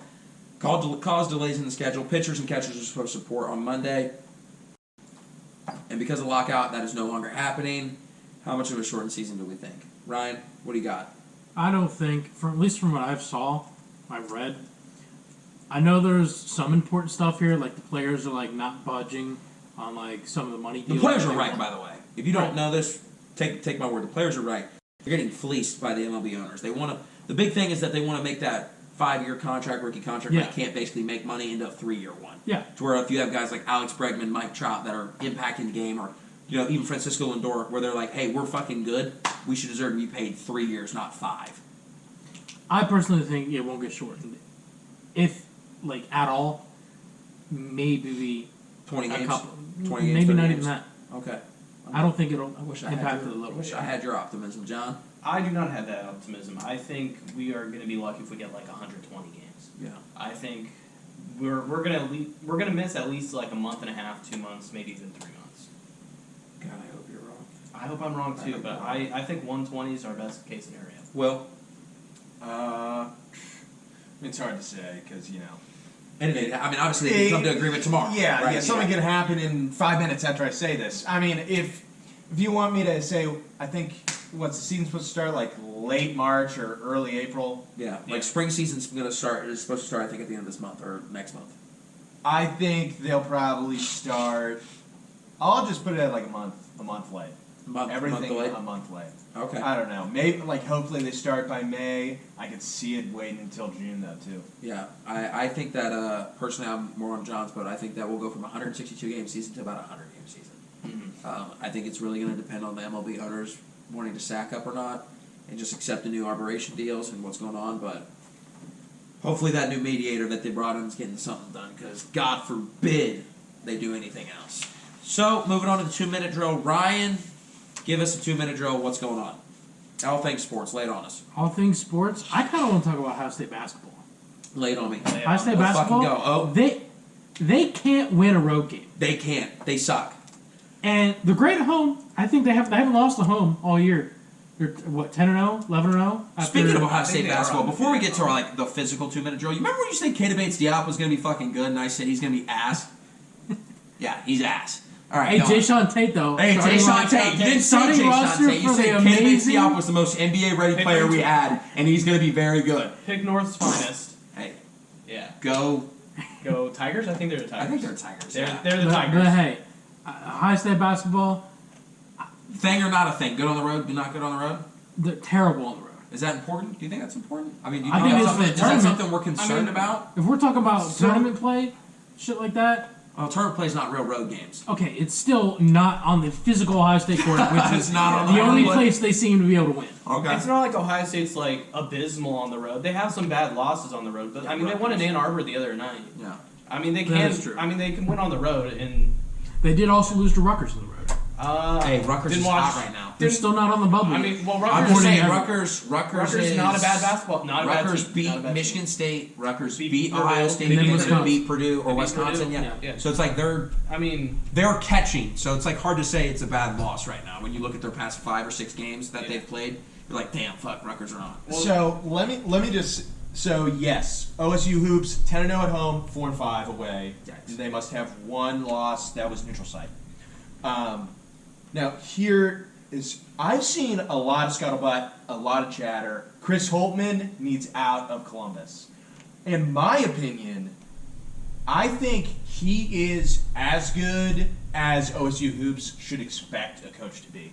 OSU is never going to get. Bobby Knight is not walking through the door. Right. Coach K is not walking through the door. Tom Izzo is not walking through the door. So unless you can point to me and tell me like, oh yeah, I picked him out. He's coaching at the at VCU right now. He's the assistant offensive coordinator, but he's ready for the big leagues. Like unless you can point to Like, me, unless Calipari's like, I want to do yeah, school. like I want to coach at OSU. Like what are we really expecting? You know, I want to get to the second weekend of the tournament every year. That should be the expectation. making Now, the tournament, to me, should be the expectation as of right now. I mean, I think it's gonna be a little higher at the. I think I at don't know, OSU, those last couple years at of OSU, Thad Matta were not Yeah, a but chief. I mean, I'm just saying, Holtman's done a great job. I'm with you. I think Holtman is a I guy. think round of 32 at minimum. Yeah. Playing a second game at minimum should be. Yeah, Oral Roberts, just freaking nature team. Yeah, but Highest scoring guy in all of basketball. I not 15 seed. expect OSU to make it to the Sweet 16 every year. Yeah. Now, is it going to happen? No, but I still expect them to have a chance to make it. At least be in the At conversation. least, have Yeah. a chance to make it. And I think they do. I think Holtman, he's trying to put a team together. Not everything is going perfectly to plan, but we're acting like we should expect Doc Rivers to suddenly be Just the coach. waltz Like, in. yeah, Phil Jackson is going to start coaching the team. Like, this is OSU basketball. Yeah. Like, this isn't Kentucky. This isn't North Carolina. Yeah, and we haven't made the Sweet 16, I think, since 2013. It's been a while. 2013. It's Was been that with Aaron Kraft over Iowa State? Yeah, it's been a second. So I mean, Ohio State's got an old roster. So I mean, they have a chance to do something once they get to the tournament. It just depends on who they're playing. It all depends on where who's they're- hot. I mean, yeah. that's all the tournament is. We all know that. The best team doesn't always win. Obviously, Duke, I think, was the best team with Zion, RJ, Cameron, all those guys. But they got bounced by Michigan State in like the third round or Yeah. whatever. And Michigan State I wasn't think even it was like the that eight. great. Yeah, I think Yeah, it so was it's the like eight. it's hard to say like a team's good, bad. It's just it's fucking March Madness. That shit happens. So it is what it is. Next. What? That's all. That's all you got? I don't know. I think what else here? NBA. Yeah. I think you guys were hitting the nail on the coffin with the Lakers. Oh yeah. I think they definitely need to figure some shit out. Yeah, they need to figure several shits out. Yeah, actually. yeah. Several shits. And I don't even care if it's just, hey, we'll eat this $44 million contract for this year. Russell. I mean, if they sit and do nothing, then they have another 3 years before they're even remotely good. Yeah, relevant. Because LeBron is leaving. LeBron will leave if it's not he's going to leave probably as soon as he can. Yeah, he'll just go to the Clippers. Yeah, it's awful. AD it's not working out. Street clothes. Yeah, street clothes AD. Russell Westbrook is bad. He's bad at basketball. Is Russell Westbrook in the Hall of Fame? Real quick, yes or no? Yeah. No. He's the most dynamic point guard that's ever played, most triple doubles ever. And bad. First of all, he's really bad at basketball too. The narrative that we're spinning about Russell Westbrook, he has a higher shooting percentage than Steph Curry this year, and like a lot of other really talented people that are we're like, oh my god, they're so great. Like, he just looks bad because Twitter, it's the thing where we fucking bully these guys. Like, oh my god, this guy's bad. Like, yes, he's been bad in closing minutes this year, and he's been but he has more game-winning, within the 2 minute, whatever that, it's the last minute or 2 minutes of the game. He has more of those than anybody in the NBA right now. So it's hard to say that, he's really that bad or he's just looking bad. He just doesn't look like himself right now. That's all I'm saying. I don't think he fits for the Lakers, but I think he's obviously a good player. And being the most athletic point guard of all time, I mean, come on. That's, and most triple-doubles, and he's up there. He's got to be in the Hall of Fame. I kind of do think that, LeBron, yeah, he's having one of those prime LeBron years. Scoring more points than he's ever scored before. Yeah. Or just a point shy of it. It's gonna suck if they don't do anything with that. But I think back of LeBron's mind, he's like, all right, I'm just trying to be here as long as I can so I can get freaking Bronny on a team for whenever he's gonna be in the league. 'Cause I don't know what his plans are for college.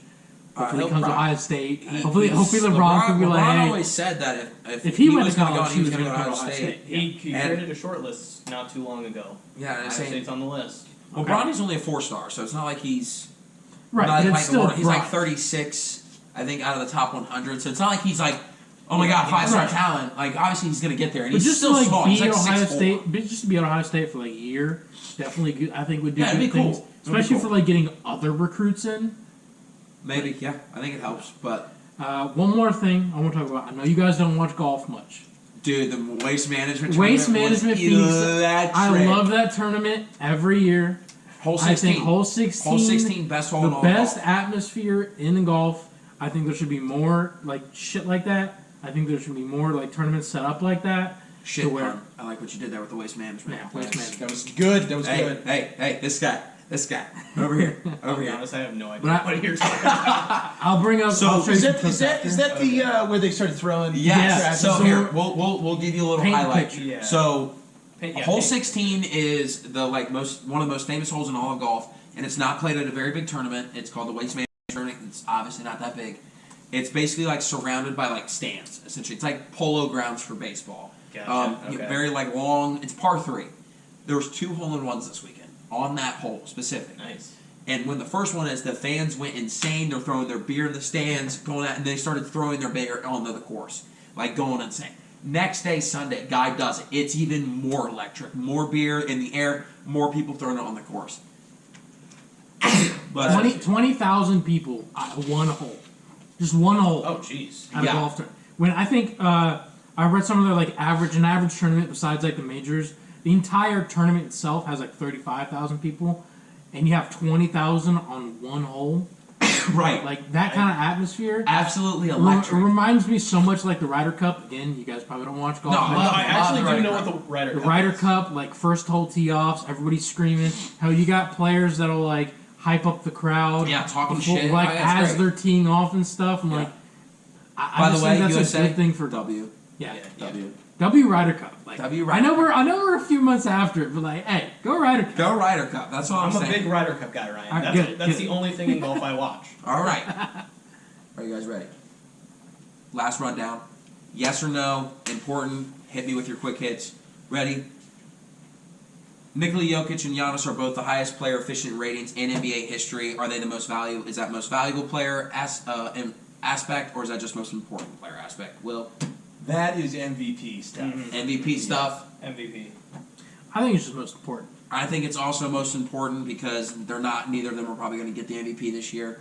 I don't necessarily think that that's fair to them, but I think it's definitely the most important. If neither of them are on their team, they're not winning as many games as they are. LeBron James becomes the league all-time leading scorer, season and playoff combined.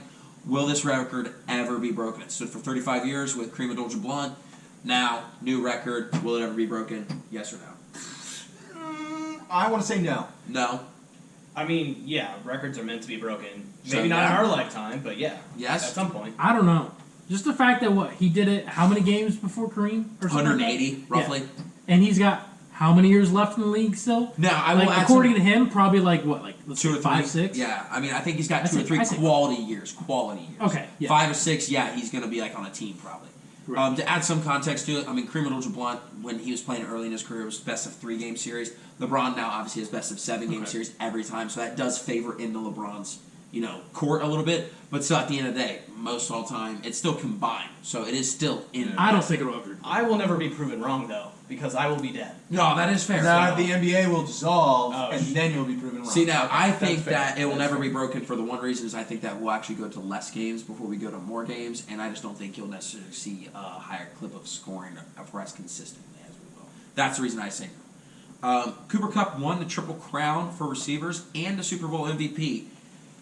Last person to do that, Jerry Rice. Is Cooper Kupp Jerry Rice range? Is he going to be the next greatest thing? Or is this just a flash in the pan? I mean, he's not Jerry Rice. Not Jerry Rice, but flash in He's the pan. here Or to- he's here to stay. Yeah. Here to stay? He's here to stay. I mean, he's here to stay. I mean, anybody who's had him in fantasy before knows that he's been a good player for years now. He might not be Jerry Rice level, but I mean, it's not like he's going to fall off the face of the earth. Here to stay? I think seriously. Here to stay? I'm going to say flash in the pan. I think Yeah, that okay. I just don't think he'll have a season like this that he'll ever have again. I think that he will be serviceable, but I don't think he's going to be, up in that upper status. Teams that have won the opening coin toss in the Super Bowl have lost 8 straight. Is this something or is this nothing? I'm gonna say that it's nothing. Nothing. I mean, if you're a gambler, maybe. Yeah. Like if you're allowed to bet after the coin toss, I would bet immediately Yeah, after. immediately, Like, yeah. You can. You can do Yeah, you live can bets. live bet. yeah, Live live bet. bet. yeah. So I would just do that.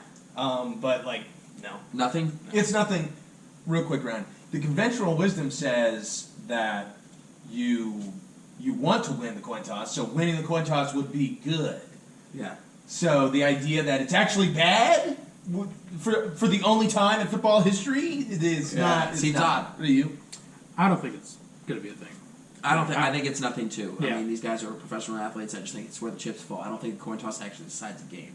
But me wearing the same jersey when my team wins every game does impact it. It does. The scoring title, like I mentioned before, in the NBA has been won by a guard or a forward for the past 21 years. Last person to do it was Shaq. Obviously, he's a center. Does Joel Embiid break that run? Yes or no? No, he's not. Doesn't break it? I think he does. You think he I does? think he does. Who do you think breaks it?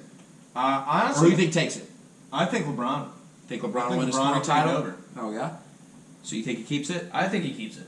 Scoring title? Yeah, man. I don't think Joel. I don't think he's gonna get. Because again, yeah, he's been having a great year. Played probably the most games he's played consistently. He has. I don't think towards the end of the year, come playoff times around the corner, I think he's gonna start sitting a lot more. I'm going to say he doesn't take it either just because he's going to add James Harden to that, so you add another scoring threat. It's going to take some away from him. That's all. That's the only reason. I think Joel Embiid's going to be healthy. I think he's going to be great. That is. With Super Bowl, we already mentioned the Hall of Fame aspect of it, but let's get to Jamar Chase. Rookie season went like this. Most rookie receiving yards in the Super Bowl era, most rookie receiving yards including playoffs, most rookie receiving yards in a game, most receiving yards in a Bengals game, first rookie with multiple 100-yard playoff games. Is this the most impressive rookie campaign we've ever seen? Yay or nay? And if nay, who? I'm going to say no. Randy Moss rookie year. Randy Moss rookie year. Doesn't have to be wide receiver. Well, but I'm picking Randy Oh, Moss. I'm just making sure. I didn't know if I I'm didn't know picking that. Randy Moss. I mean, I don't know. I can't say I'm well versed in people's rookie season. I don't really pay attention to that. So you're going to say yes then? You have to. Sure. All right, yes. Yes or no? I'm kind of the same with John. I mean, if somebody has a great rookie year, usually after that we'll talk about him, and then they fall off hard. Oh, what about Peyton Manning? Didn't he have a really good rookie season? You know who did have a really good rookie season? Justin Herbert. Yeah, he had a great one. But Andrew Luck. I'm gonna say no. Andrew Luck is mine. I picked Andrew Luck as mine because he took a team that was an won honest 2 pick, games. though. Yeah, no, I know it was. I'm just saying.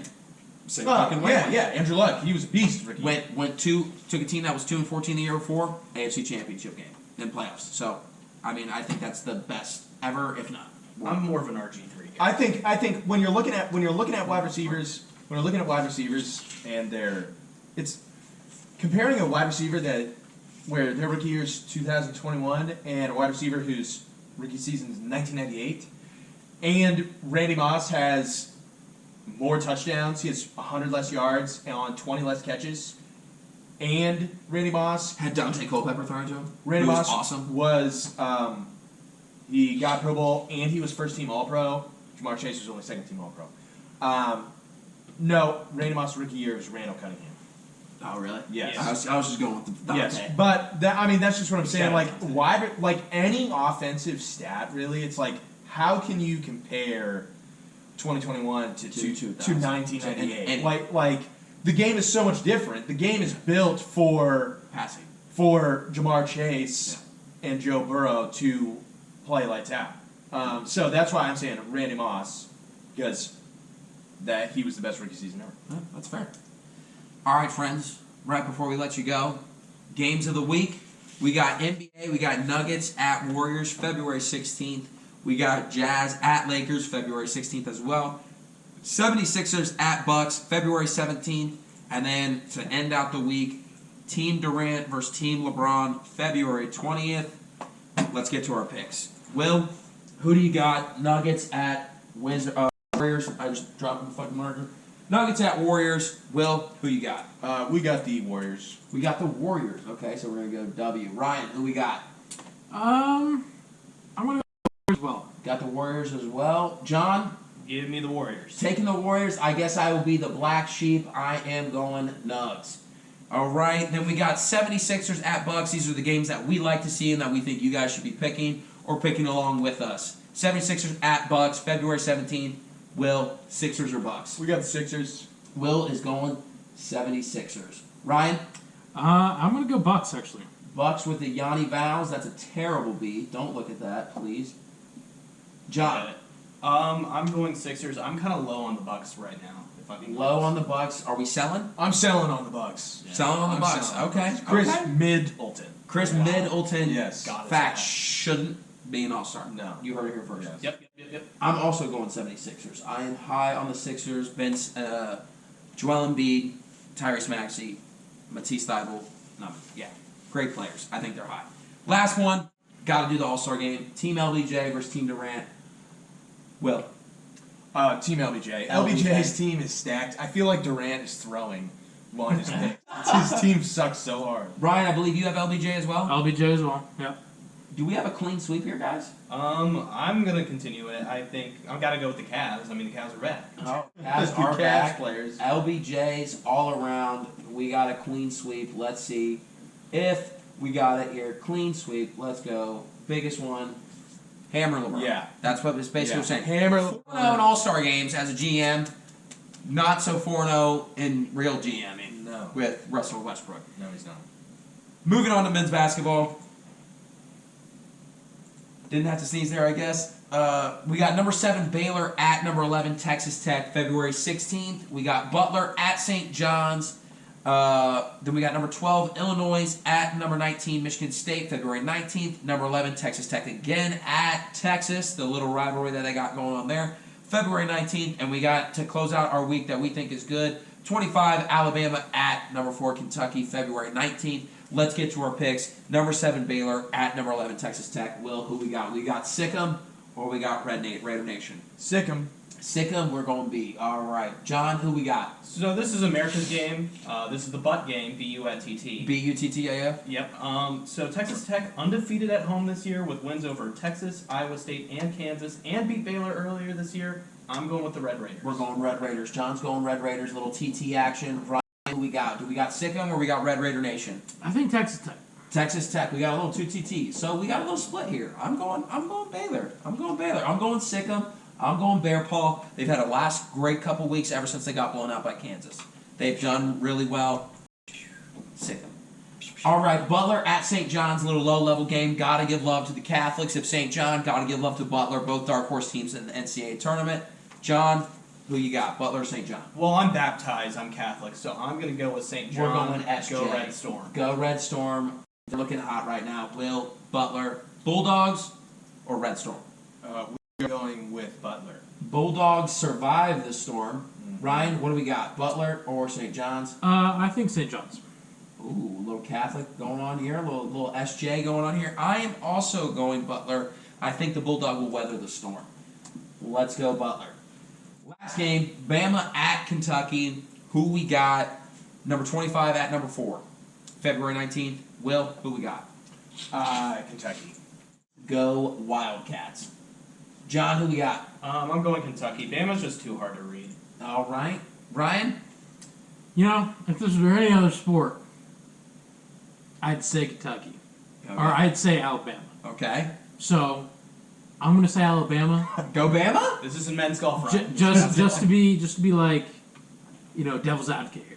All right, I'm also going Bama. Bama has, I think, the most upsets in all of college basketball this year, and they've covered more than any other team as well. So I'm going Bama, hammer them, death, taxes, and Nick Saban winning. I know it's not actually Nick Saban, but I think he's in the building. Maybe. I don't know. It's at Kentucky. Probably not. He'll probably have a recruiting event.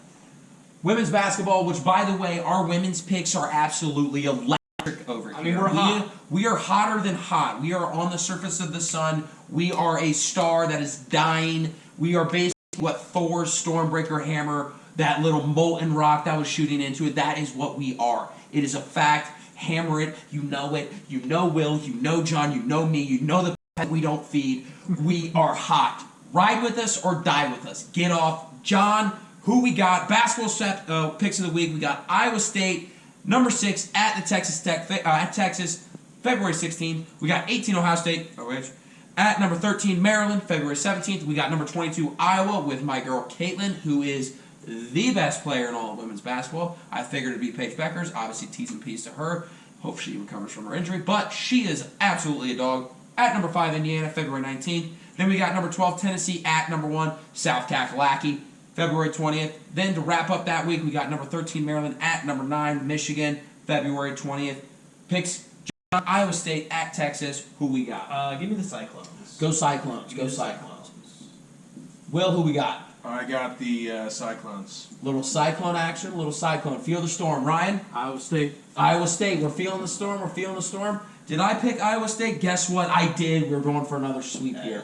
We are going another sweep here. Let's hopefully we're right there, ladies and gentlemen. We'll come back to that. Ohio State, number 18 at number 13, Terps. Maryland. Will, who we got? We got the Terps. We got Terps. We're going Terp Nation here. Ryan? Maryland. Yeah. Maryland, Terp Nation. Will, already picked the Terps. Ryan picked the Terps. Are we going for another clean sweep? John? Give me the Lady Land Turtles. Lady Land Turtles. Can we get another clean sweep? We can. I trust the Ohio State Buckeyes. I trust the poisonous nut against a turtle. If that turtle eats the nut, the turtle dies, and that's what's going to happen. They're going to eat the nut of the Buckeyes. I'm going OH. We're going OH. I probably will be wrong in that bet, but Lady Buckeyes, don't let me down. Last one, Tennessee, number 12 Tennessee at the number 1 powerhouse, South Carolina, February 20th. Will, who we got? South Kakalaki or Tennessee? We have the Gamecocks. Gamecocks it is. SC. Ryan, who we got? South Carolina. Gotta go South Carolina. Gotta go South Carolina. John? Give me the Lady Cox. Lady Cox. Lady Cox. And you know what?